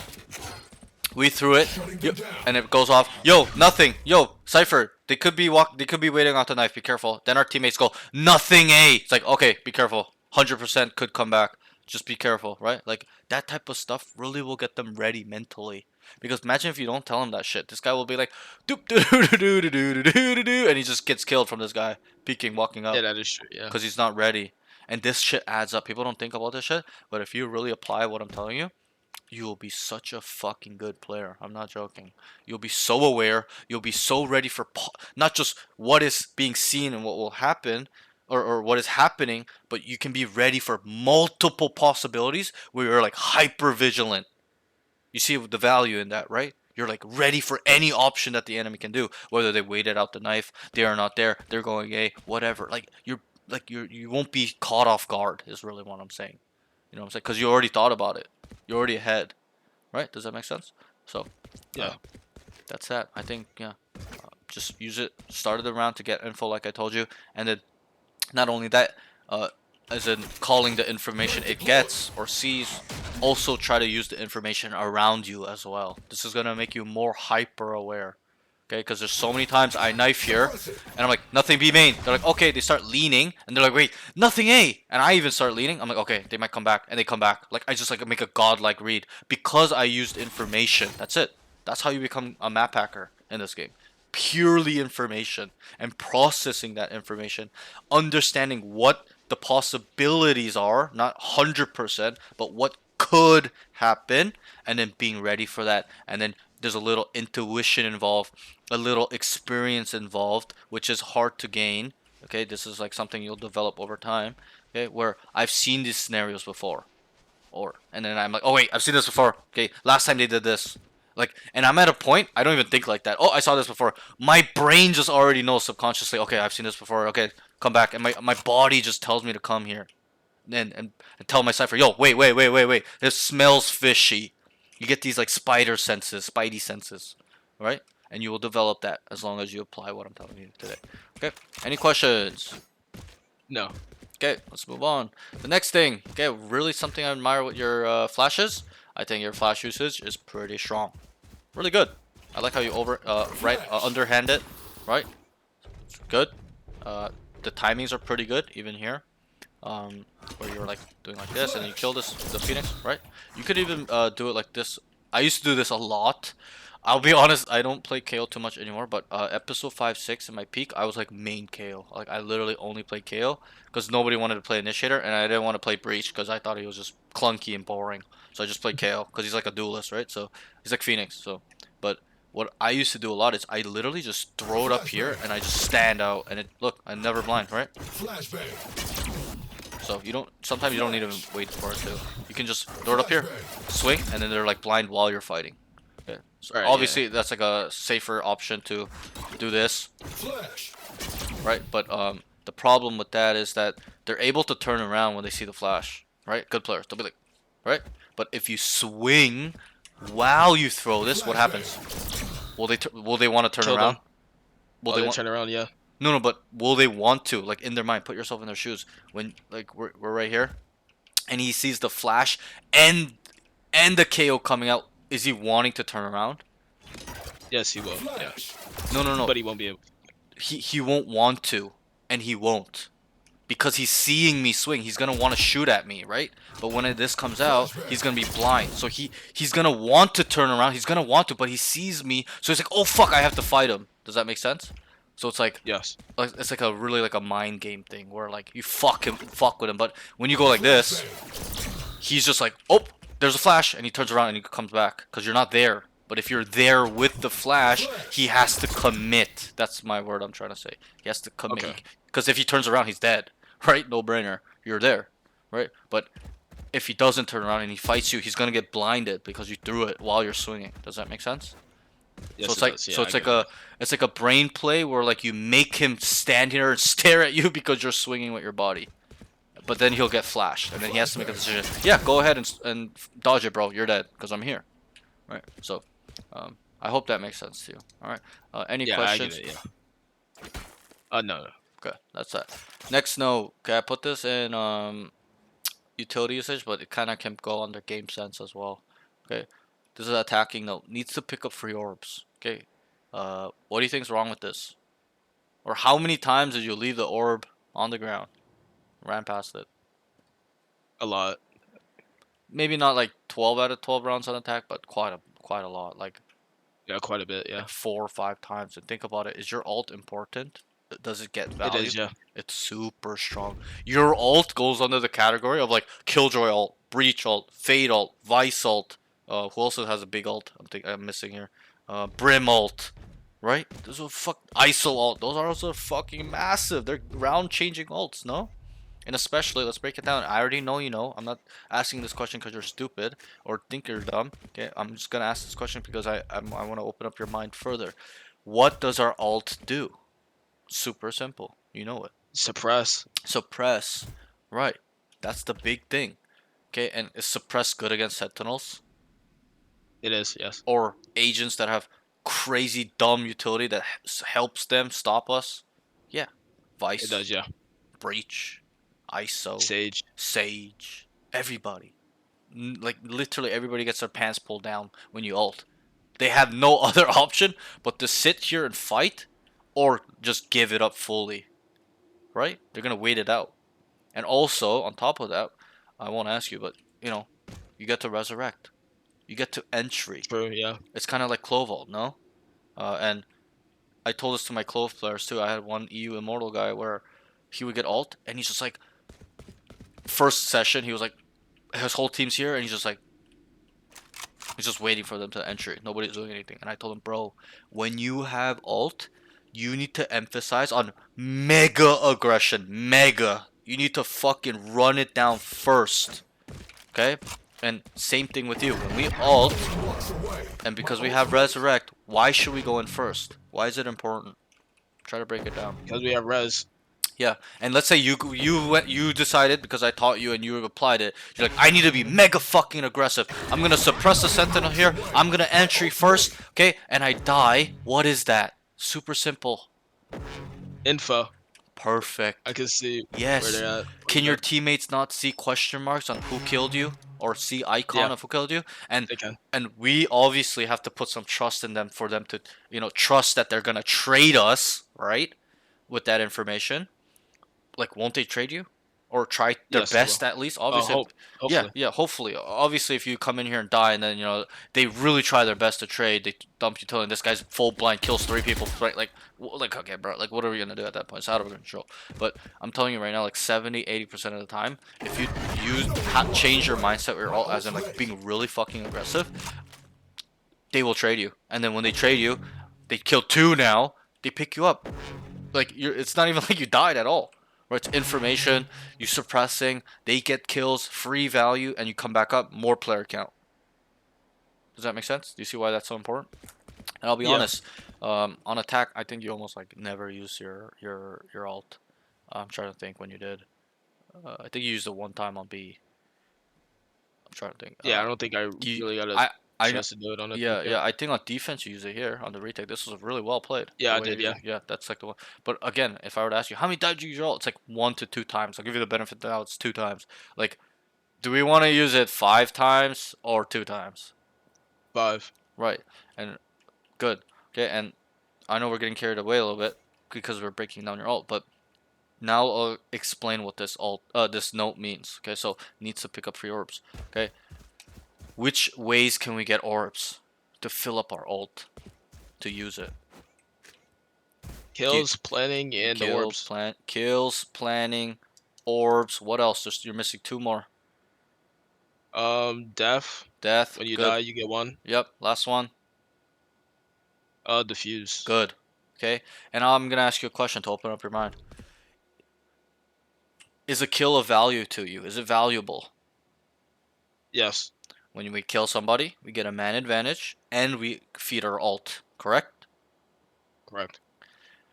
Is planning somewhat of value? Yes. Yeah, we put the bomb down in a good spot, okay, hopefully, and we feed our ult. That's usually, the main thing, right? We get an ult orb, right? And so I'll ask you to we'll think about this part now in two parts, but if kills are valuable because we get a orb, and planning because we get an orb, we're gonna rule out deaths because deaths aren't valuable, but you still get an orb for it, right? It's not valuable, but they just give it to you. It's like they feel sorry for you, so they give you an orb, right?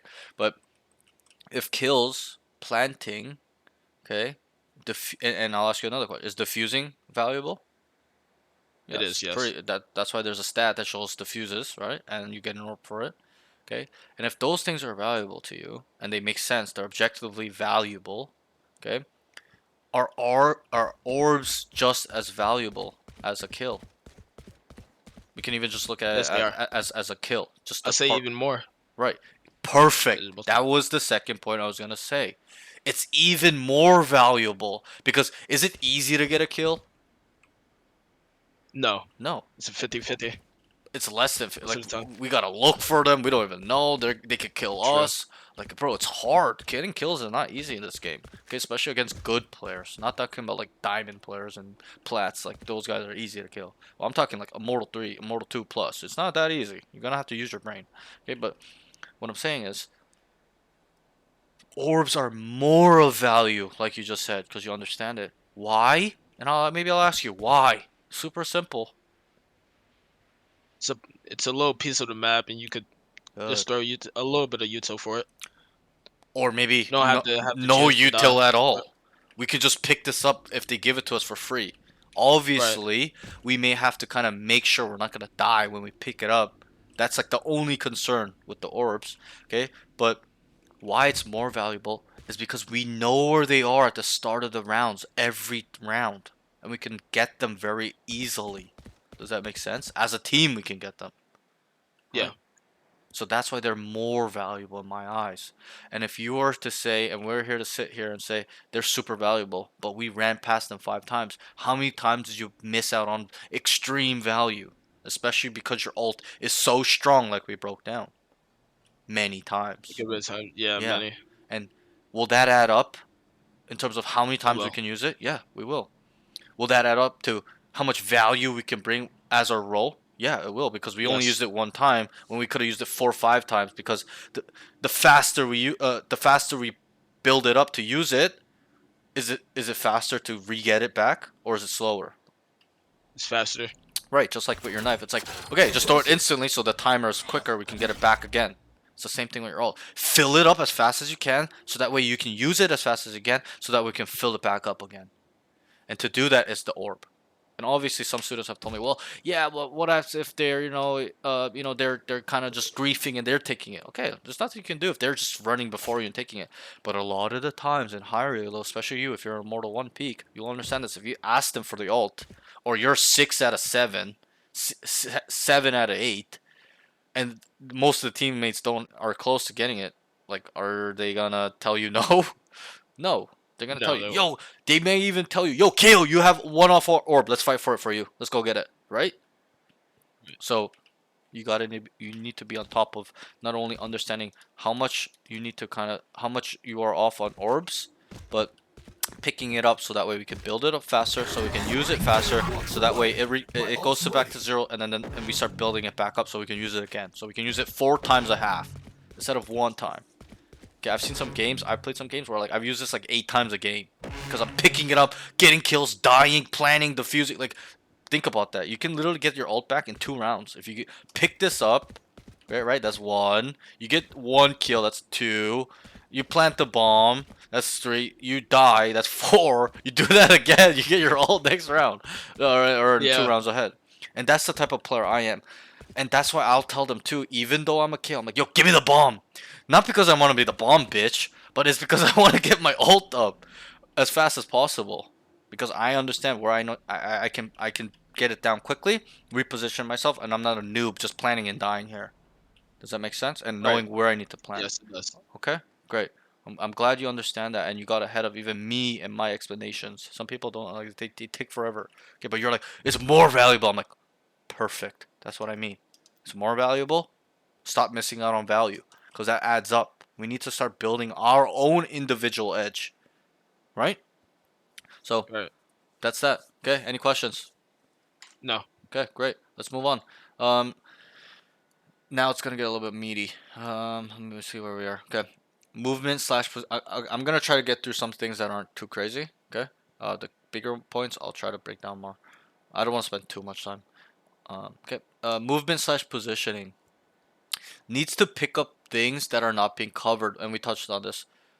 We needs to pick up things that are not being covered, picked up slash comma. Stop looking at the same things 3 to 4 people are looking at. And if I were to ask you how many times this happened, what would you say? Uh, 6 times, 5. I think it happened more like 4 or 5 times, but that's 4 or 5 times too many. You should Right. never experience this where 4 of your fucking teammates are here looking B main. Bomb is here. Bomb is here, and they're fucking all over the site, controlling it, clearing it. And they have the bomb. There's 2 fucking people holding this. There's smoke going down or whatever, and you're just here mid, coming to them.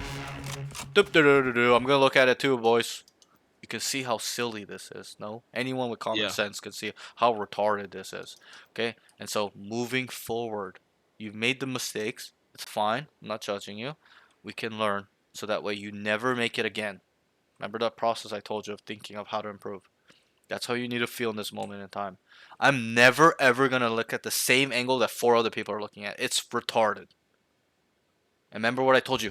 You were here. I'm like, yo, look mid, look mid, look mid. What happened? So they Origin. ended up walking up. Yeah, originally, did we hear anything? No, not really. Okay, but by you being vigilant, what happened? Did you hear the Sova start running? Yep, Yep. And did you call that information? I did. Yeah, you're like, yo, Sova's mid. And then what happened? Killed him.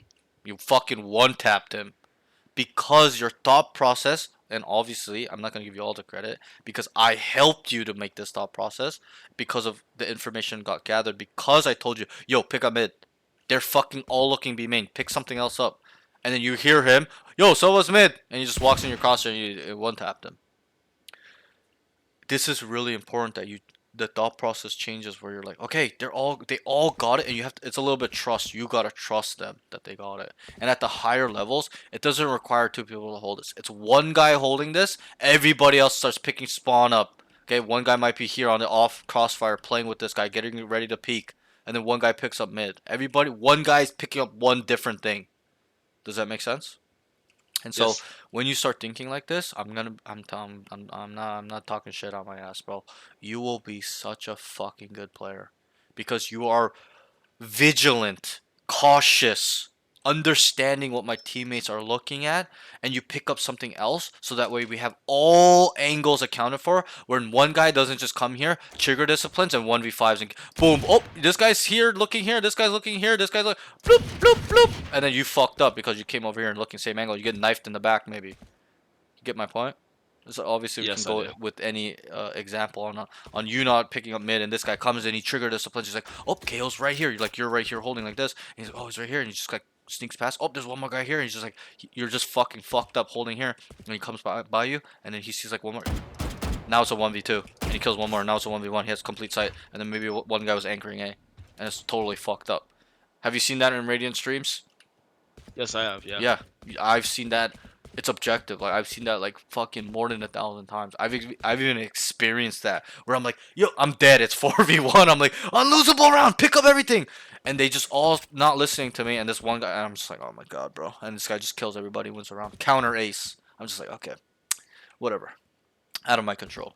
But when I'm alive, or when people are listening to me, that will never happen to me. You know why? It's because that's happened where I made that same mistake. I come pick up where everyone's lurking. Okay, I used to be in a Discord when the game first started. Uh, when the game first came out, literally the first 2, 3, 4 weeks, where there was a Discord, a 10-man servers, with all Radiant players. I used to play with like Harmful. I think who else was there? That Canadian guy on He's a pro right now in tier 1. Forgot his name. Okay, but a lot of Radiant players were in that server, and I got clowned on. They're like, "What the fuck are you doing, bro? Why are you holding the same thing as me? I made those same mistakes, but I learned the hard way. I got yelled at, okay, by better players, and I don't want you to experience that as well. But I made that mistake, and I learned. Oh, okay, they're holding it. I don't need to look. I don't need to AFK brain dead doing nothing, holding the same angle. I need to pick something else up. I can even be proactive off that. Oh, you guys are all four on B site. One guy holds spawn. I'm gonna hold down mid. I'm gonna walk down. I'm gonna take space, so that way we have more space, right? Does that make sense? You can you can start Yep. flanking too if you feel like he's B main or he's wrapped to go, cat to spawn, whatever. You can get creative at that point, but you get my point. Okay. Any questions with this? No. Okay, let's move on. Learn from this time. Okay, process this time where you did it. Put yourself in your shoes in that round where that happened, and then put yourself in the shoes where we are talking about it, and improve upon it. You will keep doing it, I'm sure. Catch yourself. Okay. Oh fuck. Wait. They're all looking. I gotta look back. Look at the minimap. And what can you see on the minimap in terms of me or teammates? What is this white shit moving around on walls and shit?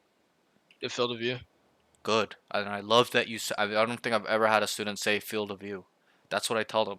It's our field of view. It's the POV. It's the vision cones, right? That's what they call it in Valorant. But traditionally in old gaming, it's called the field of view. Fog of war. Look at to see what the fog of war is. What is known through the field of view of my teammates, me, this guy, boom, boom, boom, boom, boom, boom, boom, boom. And then you'll get information on what to do. You'll get solutions on not only what to pick up, but what is seeing, what is not picked up, what is unknown, what could be. You'll get to that level. It'll take time. It's not going to happen in months. It will take years. 1 year, 2 year of playing this game consistently.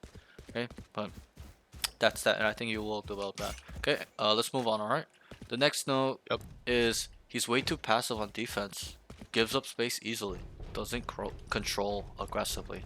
Control aggressively, as in you don't just. I don't mean by control aggressively by running it down. Okay, that's not what I mean by controlling aggressively. What I mean by this, and I'll show you a TikTok where it blew up. It got 50k views, and this is the exact note I used, and I think that's why it got 50k views, 3,000 likes. It's because it makes sense. Don't sit here AFK waiting for them to come. Hold it down, maintain, get an off angle. Okay, don't let them even get to this point. Does that make sense? And It does. Yeah. when you do this as well, okay, I'll see if you can get this. What do you think will happen when you're aggressively holding this down like a big boy? Nobody's coming here, and there's information being called across the map. Okay, and I can make you a simple one. They're like 5A main. What are our, what do you think will happen? I don't want to give you the answer. I almost did, but You'll find the timing and you can walk up. and flank. perfect, perfect. And what is finding timing? It is option. It's an option. We can go and flank. No, it's not necessarily we need to, but you Yep. have the option to. And what I'm trying to say is that by you aggressively controlling space and understanding this, okay, multiple options will open up. Multiple routes, multiple pathings, multiple decisions, multiple timings. Oh, 5A main, I'm going to take this timing, and then you can take another timing. Another timing, another timing. You kill a guy, you go here, reposition. You can play the chess game. Have you played chess before? Yeah. It's like being 20 steps ahead, right? Not just being like, oh, they're mid. Okay, I'm gonna give it up. Alright, backing it up. Alright, cool. I'm gonna let them have it for free. It's like, they're mid. I'm gonna make them work for it. And if they don't work for it because I'm that good, they're scared of me to come on cat because I shit on them 3 times because I did this type of stuff. Now, I get all the control. Mentally and fundamentally, conceptually. Mechanically. Does that make sense? So, Yes, it does. be aggressive. Even on A. We can use this on any map, any site. Don't fucking... Yo, they're A! And go gen like you did. They're A, guys. A lot A. Make a play.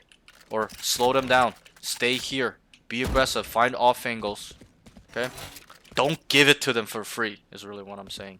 Because you did. Okay. How many times did you go on cat and you're just like, up? And you come here. Like, every time. Sometimes you need to be here. Sometimes you need to be here. Sometimes you need to be over here. Right? We can use that on any position. Okay, sometimes you need to be down low here. Even though you're in a bad spot or in a spot where you can't really get away, you need to hold your ground. You can't give this up because, and I get a lot of arguments where it's like, well, yeah, won't they kill you? And I'm like, well, won't you kill them? Because they're like, well, possibly won't you just die all the time? I'm like, well, possibly won't you kill all of them or a lot or gain information or just manage the space forever? Right? You got to look at True. both. Yeah. You got to look at both sides. I'm telling you, that's the biggest argument I get. It's like, well, won't you die? I'm like, well, if you're good, won't you just kill all of them or two, and then find another option and timing, and then go keep going, and then gaining more information, and then gaining information is knowing where they are. Like you see what I mean? Most people are just stuck on the Yes, I do. death aspect. You got to look at it on. I'm gonna develop this skill to, and obviously make mistakes and die here to learn where I can be that good where I can just kill three people because of my off angle, because I'm aggressively in a good position, stuff like that. And this falls into a lot of categories: game sense, movement, positioning, etc., etc. Sorry, my phone's ringing. Just turn this off real quick. Just give me 1 second. I'm getting a call from my dad. 1 second. Give me like 1 minute. No problem.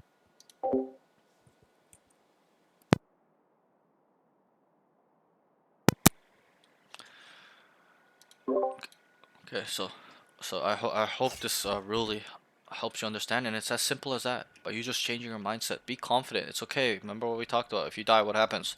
You're gonna learn because I You told learn you the from it. tool. Yeah. Yo, okay, fuck, okay. I should have maybe backed up on this time. Maybe I should have stayed here. Maybe I should have thrown a flash earlier. Maybe whatever. You'll learn. And obviously, a lot of people mix up that in this note that they think I'm saying AFK, stand here, hold your ground. No, you need to assess that yourself. I'll leave that up to you. Okay, if you feel like you can't do it, okay, give that fucking shit up. Okay, and on top of this note as well, a lot of people, when I tell them this, they still just have this one position I told them to kind of work on, right? But this is the advanced part. Okay, be aggressive, maintain, don't let them have it for free, develop it, okay, off angles, etc. Okay, make them work for it, but then also have your secondary position, third position in your head already, or what you've developed over time. Does that make sense? I'm gonna be here, It does. not letting them do anything. Oh fuck, there's too many. Oh wait, they're dumping utility on me. I have to back up. This is gonna be my second position. They're dumping me again. I'm gonna back up again. Whatever, if you choose to go here, here, here, whatever.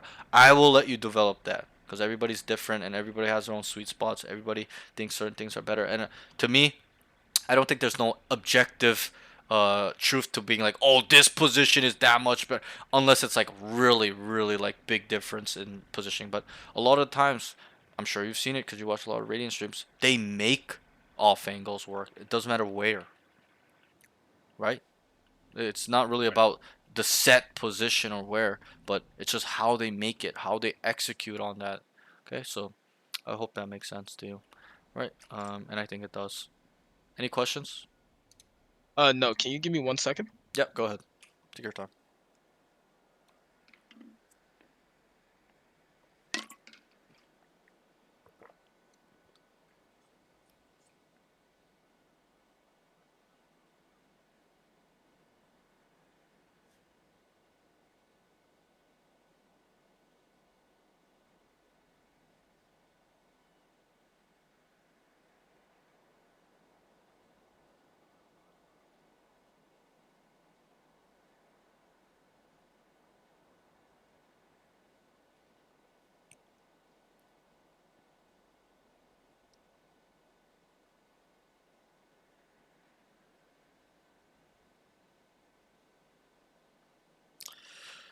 Any chatters? Any chatters? Any chatters? Student is BRB. Okay, I think he's a very smart kid. I think he understands quite well.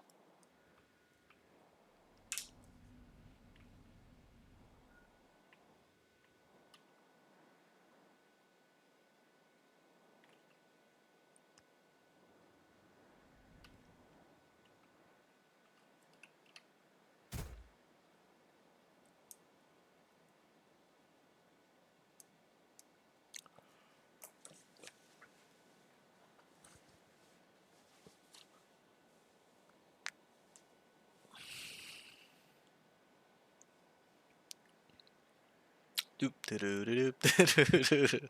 Doop doo doo doo doo doo.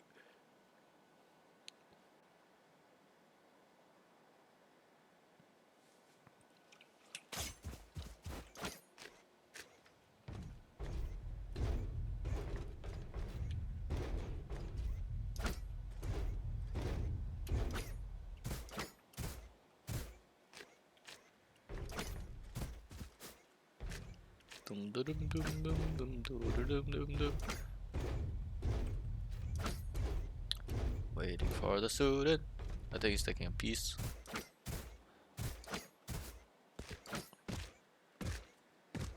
Yeah, I think he's quite smart.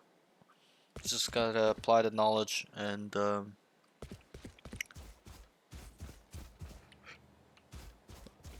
put in the work. He's young, bright future ahead of him. 17 years old.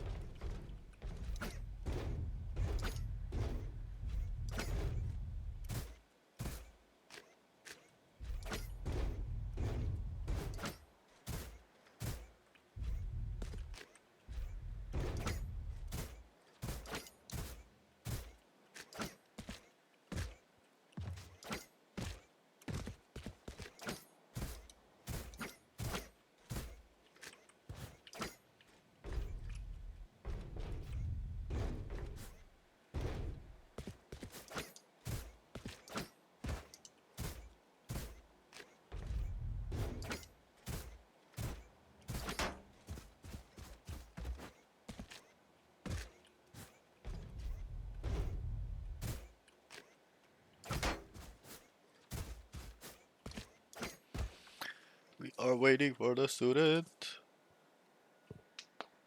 Waiting for the student.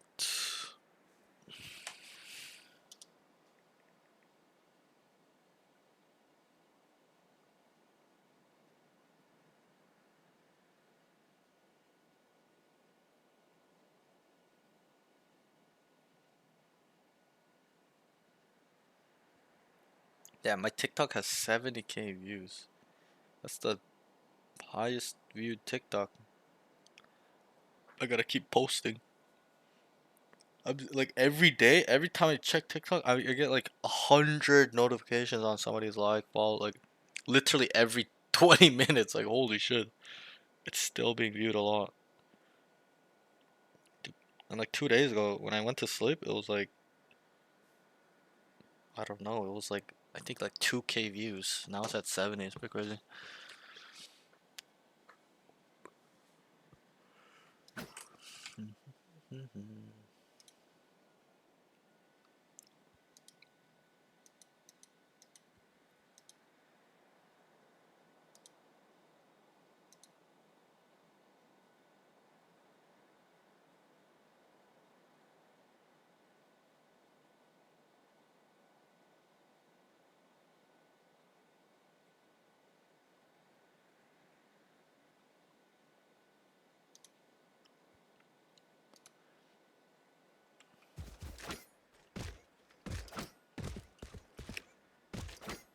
Any questions?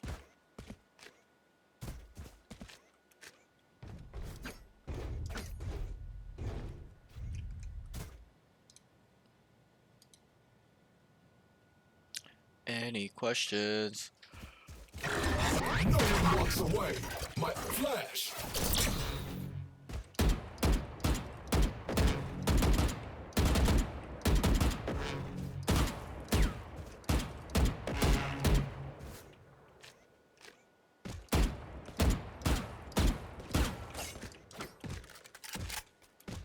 Any questions?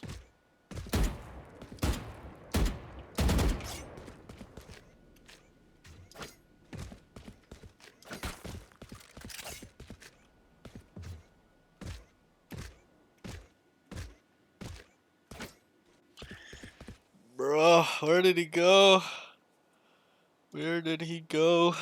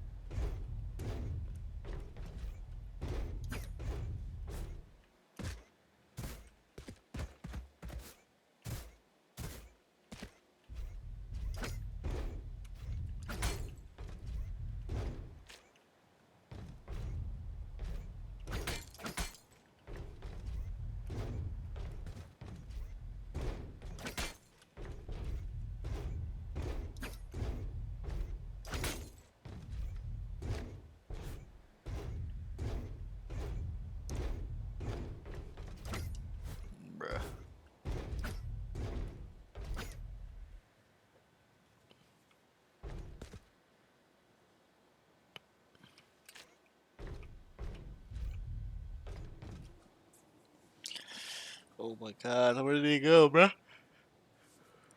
Probably taking out the trash or something.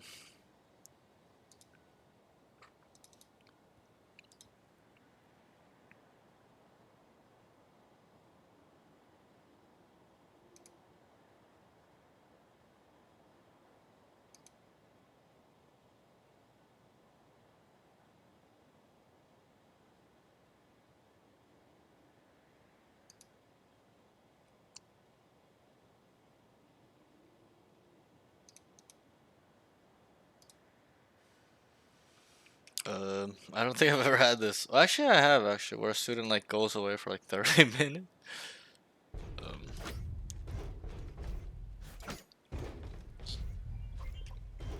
Hold on, I gotta take a call.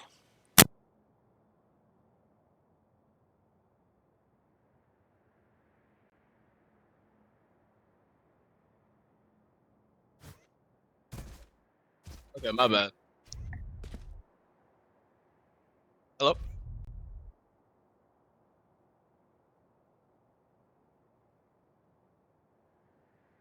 Give me 1 second.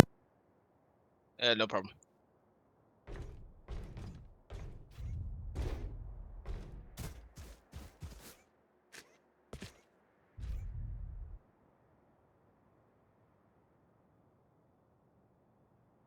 Alright, you ready?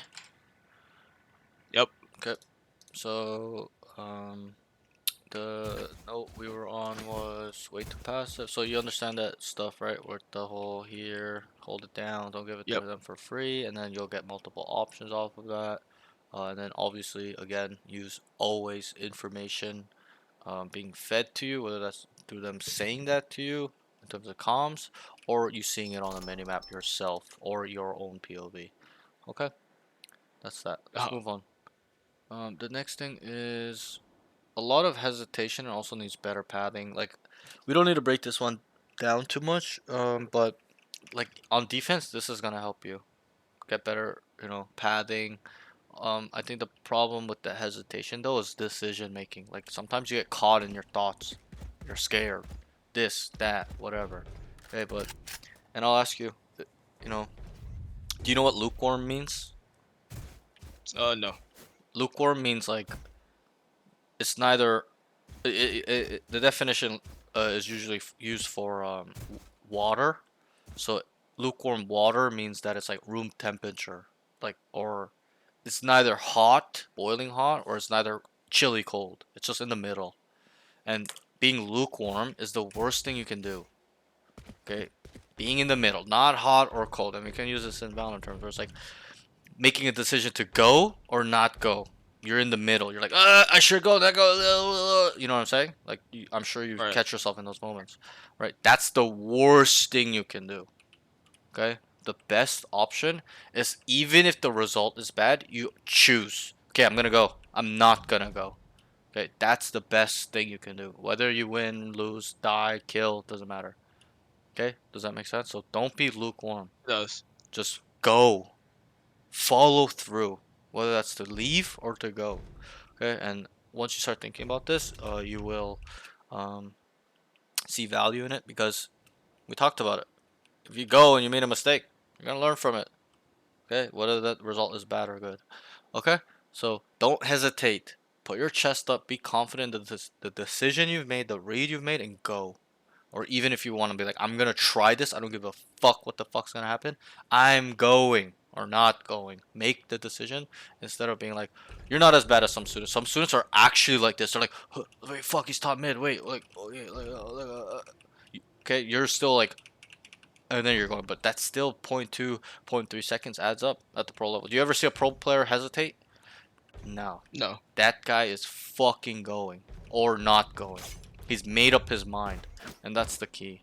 Okay, and obviously information kind of plays a part to this as well. All right. Any questions with this one? Small note, nothing crazy. I just wanted to help with No. some mental and padding stuff. Okay. Padding on attack. Let me think about this padding. I mean, padding on attack is really understanding your role, right? Like, for example, is a sentinel player gonna entry and scale the site? Like, no, like no, No. right? It's gonna be the duelist. So kind of stems with that. So you know, initiator pathing. Usually, you're pretty much the second one out, or you know, you might be fall behind a little bit because you have to throw a flash, right? So, there isn't really a way to get better at it, but besides making mistakes, watching pros play, dissecting why they're moving like that, what makes sense, using logic. Okay, so I'll leave it at that. All right, I'll let you develop that a little bit more yourself, your experience. Okay, let's move on. The next thing is, and we already touched on this. We were not gonna touch on this further.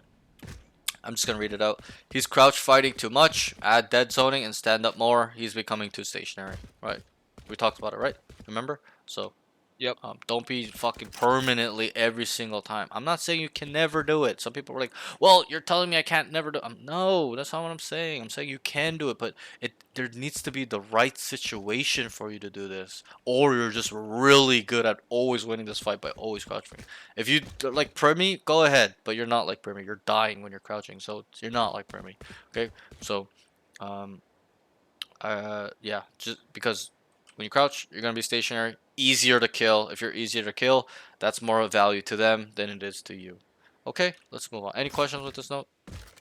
Nope, that's easy. Okay, Got that's it. it. The next one. Okay, this one might be a little bit like 5 minutes long. I'm gonna teach you the fundamentals of this. Okay, and it's called needs to take space. How many times in this game did you take space? None. Zero. It's a fat goose egg. Never. Okay, on defense and flank, and this is what I need to put some ground rules for you. Flanking, taking space is a defensive thing, right? Like taking space is an attacking thing too, but flanking is a defensive thing. Lurking is the opposite, which is the attacking side, and they're correlated. If you get really good at lurking, you'll naturally get really good at flanking. If you're really good at flanking, you'll naturally get good at lurking. And why do you think that's the case? It's very simple if you break it down in your mind. Both have the same two concepts. The same two what, sorry? Concepts. In what We're way? playing slow, trying to lurk up, Sure, yeah, that's trying to valid. get timings. Yup, super valid. Okay, yep. There's a big one I'm looking for though, okay, and I'll tell you, which is we are going to generally be playing around the same angles, right? I'm looking up cat. I have to come here, clear here, right? Come Right. here, clear here, come here, lurking up. Okay, it's just a simple example. I want to take space down mid. I have to come here, and I wasn't here. I got to clear here, clear here. You get my point? We're clearing the Yep. exact same thing, but it's just opposite perspective, attacking versus the defense side. So that's why you'll get better at it because you'll know when you're flanking and you die to a guy sitting here. Oh, next time I have to clear her, right? And when you're lurking, you'll understand too. Oh, I can play here too, or whatever, right? Right. So it's kind of like connected. I'm not saying 100% opposite flipped, but it's like really similar in concept and understanding and movement, pathing, right? Because it's the same path. It's the same way you go, just the opposite Yeah. perspective. Does that make sense? So that's why they're very connected. Um, and that's why it's important to understand as well. A lot of people don't understand that. I'm glad you got it. Okay. Now, why is taking space important? Okay, we're not talking about lurking. Taking space on defense. In your eyes. Try to Um, break it down. by taking space like towards A, you're creating like a bubble towards the other side of the map. Like let's say if you take space A Mm-hmm. and there's no one Surprise, A, motherfucker! that Yep. means that the other team is towards mid or towards B. So Perfect, you know bro. you could call your whole team Cans towards A. Turan, thanks for the follow. Appreciate it so much, bro. Perfect. I'm being honest, bro. If you go through every single VOD, and I teach this to every student because I want to make sure that they understand this because it's really important. But when I ask them why do we take space, they go, I'm not joking. I think you're the first student that's answered it correctly. Like this, the answer I want it, how I teach it, which is if we take space A, where are they? You know already. Where are they? Better B. Mid or B, common sense, derp derp, right? And this is what I teach as well, and I would like you to think about as well is that you can apply the rule of thirds. Okay, 10 out of 13 maps. There's 13 maps now. I should say 12, but now there's 13 maps. 10 out of 13 maps, Ascent goes under those. Okay, and if you don't know which one, you can ask me. I'll tell you. But I'll break it down. Well, you'll know now. But when 10 out of 13 maps are in thirds, rough thirds, not perfect thirds. Okay, so A side is 1/3, mid is 1/3, right? B is 1/3, right? And if we take space on the 1/3 and have absolute control over it, not dead, okay, we automatically know they're either here or here. And obviously, you can start deducting that further. We took it. Yo, guys, I have A, nothing A, absolutely nothing. I'm flanking. Stack B. Yo, nothing mid now. What do we have? They're towards A. No, toward not A. We just walked out A. Where are they? Oh yeah, B. B. Correct. But you see how that works, right? Yeah. Because we're controlling space. And I always tell my students, space is what? I want to see if you can get it. What is space to you? What does it give us? Try to brainstorm. Information. Good. What else? I said it already. Starts with a C. I don't want to give you the answer. I want to see if you can get it. Information and what? If I'm here, looking Control. here. Perfect. Control. It is space and control. Information and control. Okay? Because if they come here, what can we do? We can kill them. If they don't come here, we'll know if they come here. No? And why Right. the information part is important is because we take space. Guys, nothing A. I walk down. I'm not dead. Yo, nothing. Watch mid and B. We gathered information. We know generally where they are, right? Like you said, mid and B. And when we generally know where they are, can we know what they're going to do? What their options are? And I'll give you an example. The same example. We walk down A, okay? And then you start flanking because you look top mid, there's nothing. Yo, nothing A? Got A third? Nothing's there, guys. B? Nothing there. There's a market guy jiggling. And then you're like, yo, nothing here. Absolutely. Where are they?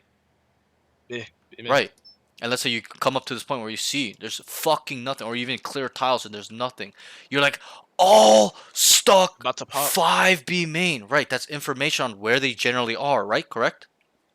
Yep. And so if we know that, what are their options now? You said one, which is they can go in now. What's the other option? Will they all run back? Good. And will you know if they run back? Yes, I will. How will you know? By noise or just me seeing them? Good. Either you hear fucking 2 people run back, or you take contact. Because they're not always going to run off. Sometimes they walk off too, right? Especially in low mortal, Right. middle mortal.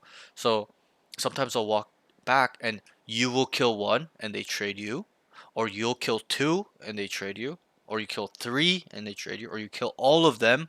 Or they just kill you and you get nothing. But what is that? Even if we get kills or die or trade out evenly or not evenly. Info Good. that they're leaving. Yes, it's information that you've gathered off this contact, and what can we do with that information? I'm trying to push you to the limits here. What will we do after we've collected this information? Let's say, for example, you came here, they contacted back, and they killed you. You didn't even kill one. What will you do? I have one of my teammates walk up B main and reclear it. B main Sure. space. That's like a super advanced thing. Yeah, I like that. Okay, but the more simple thing I'm looking for is that you'll be able to tell your teammates. No, guys, they're Alright, yeah. going back. They're coming back tiles. And then what will happen to this guy market? Because you told him that, and he was holding B main. He'll be ready for it. Yep, Good. he'll reclear. Like The you, whole- remember that one round where it's like, yo, they're going back. The Clove was like, maybe, yo, I think they're going back tiles. Remember what happened? You peeked and died. Yep. But that's what will happen. Where maybe because you told him because you got him here, he walks down and he's in an aggressive positioning. Because we're gonna have to trust Immortal players plus can do that, and he kills 3 people going up. And then is there value there? There's Is. mega value. There's team synergy. And are you setting up yourself by doing that, or your teammates? My teammates. And that's valuable. That's what people overlook. The whole setting up the teammate part. Me as a player, that's what I do. I don't care if I set myself up. I make sure that my teammates are always ahead. That's the type of player I'm. All four, not one teammate. All four teammates know exactly what the fuck is going on. Why? Because we need to know what they can do so we can find a solution to fucking stop them in the tracks, absolutely delete them, and not even have a worry on a sweaty round. Obviously, it happens, but I'd rather take the latter, which is, winning rounds very swiftly, easily, because we understand we're all on the same page and we have all information. Does that make sense? You see how it all adds up now? Yeah. Okay? This is a super advanced thing. Even though it seems so simple, it's really advanced because you're going to get control, information, then you know where they generally are. Generally, because there'll be sometimes some guys are running to walking back to spawn. You don't know those things. You gotta really confirm with all the information at hand. And then once we kind of know that generally they're leaning over here, we know what their options are. They're gonna go B or they come back. And I tell them that. There's so many times where I'm flanking. I'm like, yo, I'm flanking. Chill. Can you stall them? If you can't stall them, just don't die. Because I'm gonna get behind them and kill them. And if they don't, or if they do stall them, I tell them, yo, they're all B main. They're stuck. They're stuck. And I'm actively looking if they're coming out or not coming out. Because that will help my decision to know if I need to start running or keep walking. Right? For example, if I flank, we know where they are, generally know what they do, and I tell them, yo, stall, stall, and they stall them perfectly like I told them. Right? Do I need to run behind them? They're not out? No. No, they're gonna fucking kill me if I start running here. Right? They're gonna look back. They're gonna know. Right? But they start. I'm like stall, stall, stall, and they start running out. Do I need to start running a little bit and get there quicker? Yeah. Yeah. So that's why looking at the mini map as well is really important when you take space. And also one little like fundamental thing too, when you take space, make sure you are literally clearing fucking everything. Don't ever take space and walk down to B like this. You need to be like this, like actively, vigilantly clearing fucking everything. Okay, and why? Because it could be the Sensi alert. Good. That's the key word I'm looking is could. We don't know. We need to make sure. Does that make sense? It's like being Yep. really cautious because if you don't, you're gonna die. I've experienced it. That's why I'm telling you. So you don't make that mistake where you walk down and you will learn if you learn the hard way, which is I took space and I die here. What are we gonna do next time when we take space from cat? Third time mid. Yeah, so we're gonna look. First. Okay, nobody's there. We walk down and then we didn't clear right here or right here and we die. What are we gonna do next time? Clear that space. As well. That's the important part. We're gonna clear top mid because we've died there before, right? Oh, nobody there now. Now we're gonna clear here again because we died here the next time because we didn't clear. Now we walk down and we die to this guy here. What are we gonna do next time? Clear that part as well. Yes, so we're gonna look here, and then when we get there, we're gonna clear that as well. That's how I got so elite at taking space. Because I learned the hard way. No, I had nobody like me to tell me these concepts, rule of thirds, how to understand what's taking space. Everything I'm teaching you right now was self-taught through experience, through me making the mistakes and learning from these moments in time where I'm like, I never want to die here again. I will never let somebody shoot me in the back of the head again. If I were to ask a question, do you like getting shot in the back of the head? No brainer. You Nope. say no. Nobody does. It's super scary. Doesn't make you feel good. Jump scare.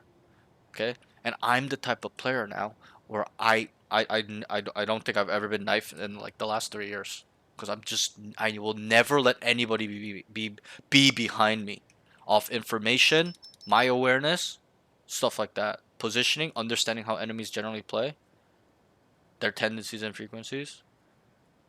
Okay, so that's elite, and you will develop that.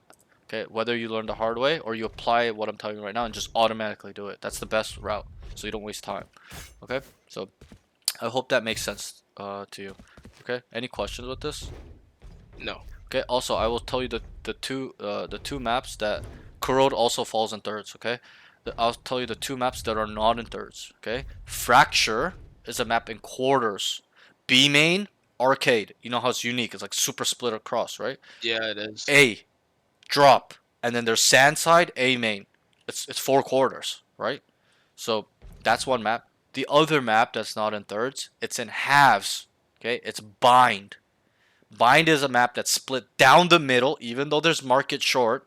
There's still the A short side, and then there is the hookah short side. No, and it's split down the middle. Okay. Yep. So when you flank down there and you're in A short side, like you automatic, like bro, you're in market. This is automatic. They're all B side. That's it, right? Whether that's on a hookah side, they're outside hookah or they're B long, right? So those are the two maps that are not in things. But always use this rule, okay? And you think about it like that. Yo, guys, I have A, and then you tell yourself, yo, I have the A third. They're only here or here. Okay, I have A. My teammate walked down mid as well, and I'm gonna go spawn. Where are they? B. Good. We have B and A. Where are they? Mid. Good. You see how it's a simple math deduction thing? Okay, and I'll give Yep. you an example. I used to always ask, not anymore, but you need to get this hands down, and I think you will. Okay? Or there's problems with you. We have A third, mid third, and B third. Where are they? We have all three. Playing default, playing back. Maybe, yeah, but what I'm looking for is like they're AFK in their spawn probably, which Yeah. is gonna be really rare, right? It's like, but it does happen on certain maps like Icebox on attack. You know how like they can default in their spawn, so there'll be times Yeah, they where on defense you're like walk down mid and B main and A main, and they're like all in their spawn. It happens, okay? So that's why I make sure that you understand how to understand the thirds and the deduction and how to kind of identify. Okay, so does this make sense? It does, yes. You see how valuable this information is, right?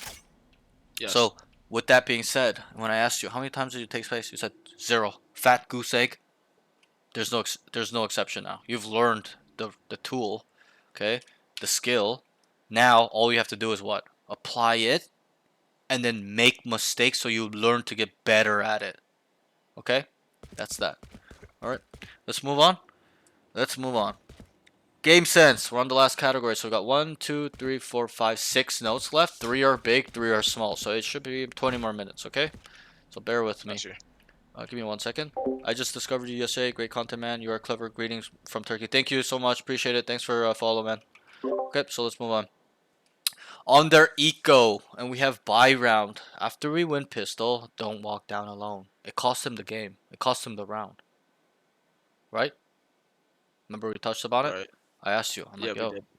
I'm like, yo, well, like, generally, okay, and we're using pure logic, should we walk down? And you even said no. Then I'll ask you, why did you do it? What was your justification or thought process here? Did we clear the space, amen? Mm-hmm. But didn't you clear the space already by being here? By being here? Yes. By maybe wanting to go wine instead and not have an off angle? Right. And so those should be your options. You can even jump peek here. You can just clear A main by just going like this. No? Sure. Like throwing your knife. Or you can just set it with a flash. Oh, nothing, guys. So you come back. You don't keep going. They're on eco. Right? They're sitting in corners, and you have to use the information at hand. Were they running it down as 5? No. No, they weren't. They're defaulting around, sitting around everywhere. So, right?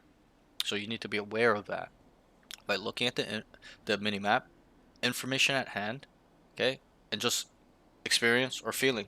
I'm at that level. I don't even need to actively be like, okay, wait, where's this guy? This guy. I just automatically, yo, they're default guys, and I just know what to do. Just automatic, second nature.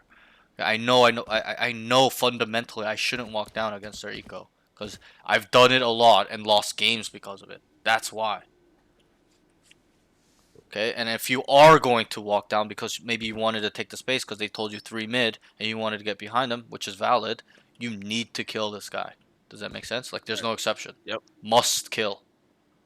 Like, you dying here was terrible because you guys got ecoed. And then what happened? They started snowballing the whole half. On defense, on ascent. Think about that. Is defense is ascent defense sided or attack sided? CT sided. CT sided, defense sided.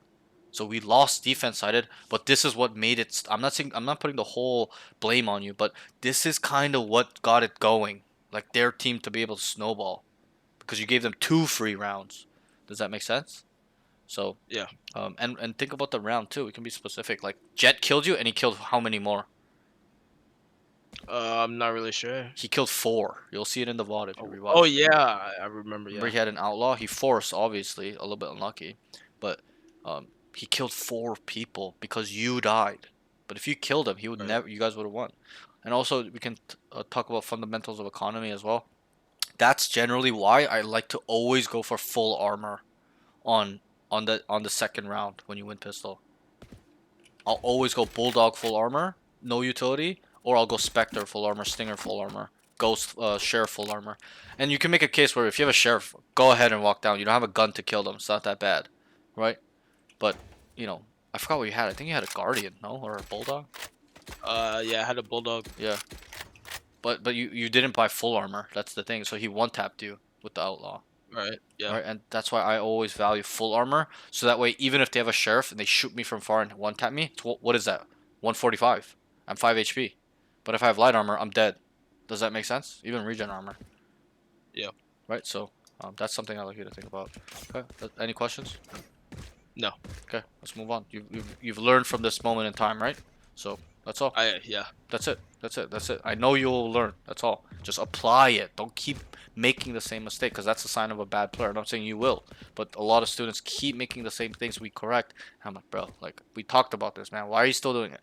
That shows that you are not engaging and applying the knowledge. It's one thing to know that you have bad habits or mistakes. It's another to apply it where it never happens again. And if you are able to do that, you will be pro. That's what pros are able to do. Instantly apply whatever is bad or like, you know, the fix and just move forward and improve. Again, fix until they're radiant pro. Okay? And it always goes back to your goal. I want to be pro, then I need to fix everything and polish to become a mega god mode type player. No? Always Right. needs to come back to your goal. Right? That's that. Let's move on. The next thing is needs to pick up on enemies' tendencies and frequencies. Okay. On attack or defense, were you trying to track what the enemies were doing, where they were playing a lot? No. No, you weren't. If I were to ask you, who was lurking mid the most on the enemy team when you were on defense, do you know who it was? Jet. Good. What about A main? Cypher. Good. But you see how it takes you so long? You should have made this read like I just asked. You should have asked yourself, yo, who's always mid? Jet's until you relay that. Guys, Jet is permanently sitting mid for now. Like a lot of the time. Like 4 or 5 times he's sitting mid out of 7. Yo, Cypher's always A main. You see where I'm going with this? It's Yep. really important that not only do you track one round. Okay, and I don't need it one round out of the game. I need it fucking every round. You need a mental memorization mind. And I know it's really hard for people. But you need to play the game with all these concepts I told you. And also track not only what the individual enemies like to do, how they play, what the rate is. Okay? But how the enemy as a whole is playing. Okay, and this is super, super advanced. Okay, and I'll ask you, what is the definition of tendencies? Do you know? Something that they do all the time. 1 second. So, Yeah, go ahead. Let's do this.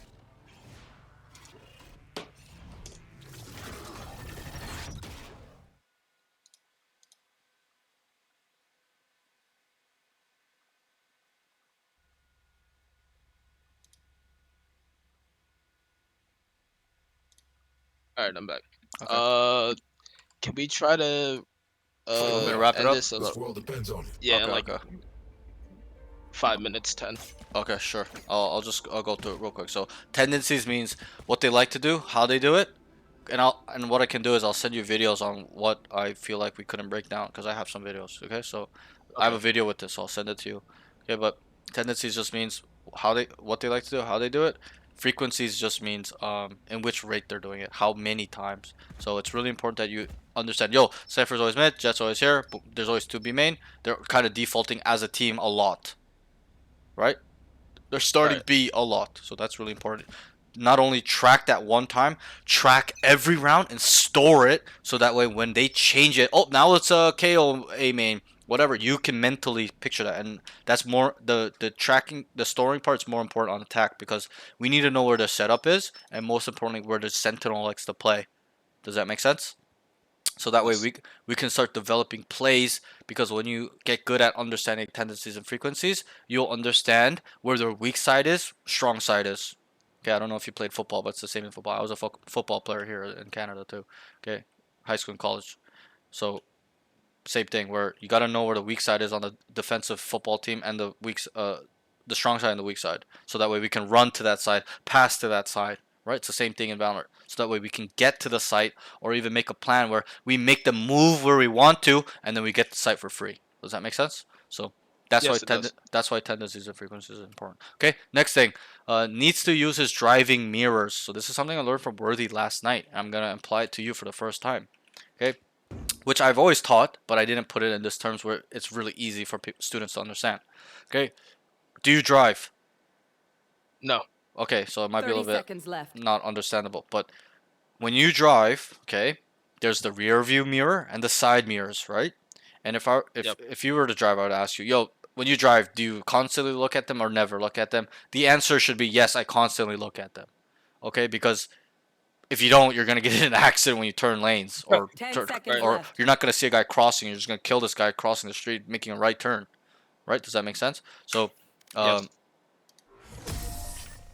it's really important to look at your rear view mirror, which is in the middle, at the top of the screen, your clock, your team's player count, and your enemy's player count. That's the rear view mirror, okay? The left side mirror is your mini map, right? The right side view mirror, okay, is the kill feed. Who has killed who? And so what I'm Right. trying to say is that you need to constantly look at these things. Minimap, player count, the clock, and who's killing who. Because that's information. That's all information. You'll get win conditions off player count. 5v3, guys, play safe. We don't need to throw. 2v5, guys, somebody needs to push spawn and kill 3 people. You'll be able to manage and understand when and how to take risk using all your rear view mirrors and side view mirrors. Okay? Does that make sense?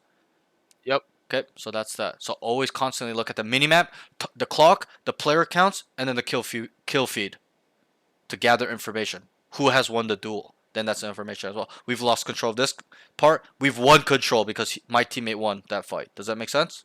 So that's that. Yes. Let's move on. 3 more notes. Needs to understand win condition, round 10, 2v2. He's got bomb, A main. He needs to be more patient. We talked about this in the game. I'm like, why? Why are you throwing? Right? Like, bro, just fucking just sit AFK and let them come to you. Bomb was here. Phoenix was there. Your teammate was there. You don't need to peek. Peek off of him. Or he peeks off Right. of you. But you just went, yo, I'm flashing, and you swung. Bro, was he ready for you or no? The Phoenix. Yes, he was. He one tapped you because he knew that was coming, or he felt it at least, or experienced it before where he was ready for that. Bomb is here. Take the space like I taught you. Control, information, and then you tell your vice to come here and hold this side. And then now we can't get flanked. And then if they both come this way and your vice dies, you have a play. Or he kills one or they trails 1v1, you still have a play. He grabs the bomb secretly somehow and goes. Now at least you can, be in a situational awareness 1v1. You know where the bomb is. You can hear it being planted. You play off that. I'll leave that up to you. Does that make sense? But you're just fucking looking for this fight, bro. There's no win condition in killing him here. The win condition is making sure he cannot pick up this bomb. That is the round Right. win condition. So you need to identify that by understanding, again, the rear view mirrors, minimap, player count, the clock, most importantly in this scenario. All scenarios are different, and then also kind of like, where your teammate is positioned as well. Does that make sense? So this Yes. is a learning moment for you. It has to be, where you need to gain experience here. Where it's like, I didn't need to go for that play. That was terrible. That's a grief in my eyes. To me, that's a grief. I'd yell at you if you're on my team. I'd be like, what the fuck are you doing, retard? Okay, you're not retarded, but that's how I'm really mean sometimes. Okay, but because I'm angry. But you get my point. Just don't make Yeah, I do. don't make this mistake. It's really bad. Just take the space, control, and then see what your teammates looking. Your teammates here holding this. You just be here ready to peek off him and hold his back because he's gonna hold your back. No, so that's that. Okay, any questions? No. Okay, next thing, needs better decision making. All I'm gonna say is when I interviewed Daniel Lanad Halim, he is tier 2 EU former pro. Okay, he says what separates people from going pro or from Ascendant 2 like your case or whatever to Immortal 1 or Diamond 3 to Immortal 1. Okay, it's decision making. Not only do you need to make better decision makings, they need to be quicker. You need to process information better so that way you can find solutions instantly, adjustments instantly. Okay? So Just some food for thought here. So that's that. All right. The next thing, last note before you go, understands he needs to force to win. The plan. So he understands he needs to force. I love this call. You're like, guys, let's force. That's what I do all the time too. When I'm down like this, 8 rounds, need to take some risk. Okay. So you understood the win condition, right? Because if we win this round, very good chance we can get back in the game. But the execution was bad. The plan. You said, guys, let's force, and then what happened? What was said after that? What was the plan after that? Nothing. Oh, let's go A. Yeah, Oh, okay. but what does that mean? Is it a split? Do you want 2 people tree, 3 people main, 4 people tree, 1 person main, or is it gonna be a contact up A? Is it gonna be a full rush? Is it 5 main? You get my Right. point? And so Yep. not only do you have to make the call, this stems into the little IGL skill. Make the call. This is how you think about it. 3-step process. Make the call, guys. Force and go A. That's the call, right? Make a plan, guys. Forcing away, splitting it. Want 2 cat, 3 main, 4 cat, 1 main, whatever. You decide that. Okay, it needs to make sense with you, which utility you have too. You're not gonna send a Sova cat sometimes if there's fucking one guy going cat by himself. You're gonna send Sova here with the majority so he can drone, right? So you gotta kind of logically think about utility. Okay, so make the call, make the plan, and then the third part is execute. You manage your teammates where they're in the right position, that they're actually doing what you told them to do. Because if you told them, guys, force, go A, we're going to split it, and then 2 cat, 3 main, and then this guy just starts going mid. Like, bro, he's not executing the plan. So you need to recorrect him. Yo, go back cat. You need to be that aware. Even though you're A main, you're looking at the mini map. Yo, retard, go cat, bro. He needs your help. We're splitting it, bro. Why are you going mid? Okay? Does that make sense? Yep. So Yes, it that's does. that. Okay, so that's all your notes, and I'm sorry it was a bit long. I was holding you up, but it's usually how it is with sessions with me because No, I you're break all things good. down. So that's that. I will send you these. What I'll do is, can you talk real quick? 5 minutes.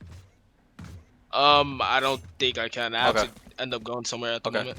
It's fine. So I'll send you all these notes. The VOD. I'm gonna give you all the resources. I'll give you. Do you do Kovacs or AIM Labs? Kovacs. Okay, so I'm gonna send you a Kovacs playlist, 2 VODs on how to do that properly. I'll send you a advanced range routine thing that incorporates dead zoning in there, and then I will send you also the VOD, the notes. I'd like you to watch both interviews as well. Okay, that's that. Good session today, bro. Really good job. All right, take Yep. care. Thank Good you for luck your on your time. journey. No worries, man. You take care, bro. Any Thank you. questions you have, you let me know. Yep. All Thank right, you. later, bro. Peace. Good job. Peace. Peace. Yeah, let me just send that to him right now. Oh god, yeah, that made me rush him at the end. All good. We were about to finish too, but all good. Any questions from the chat, guys?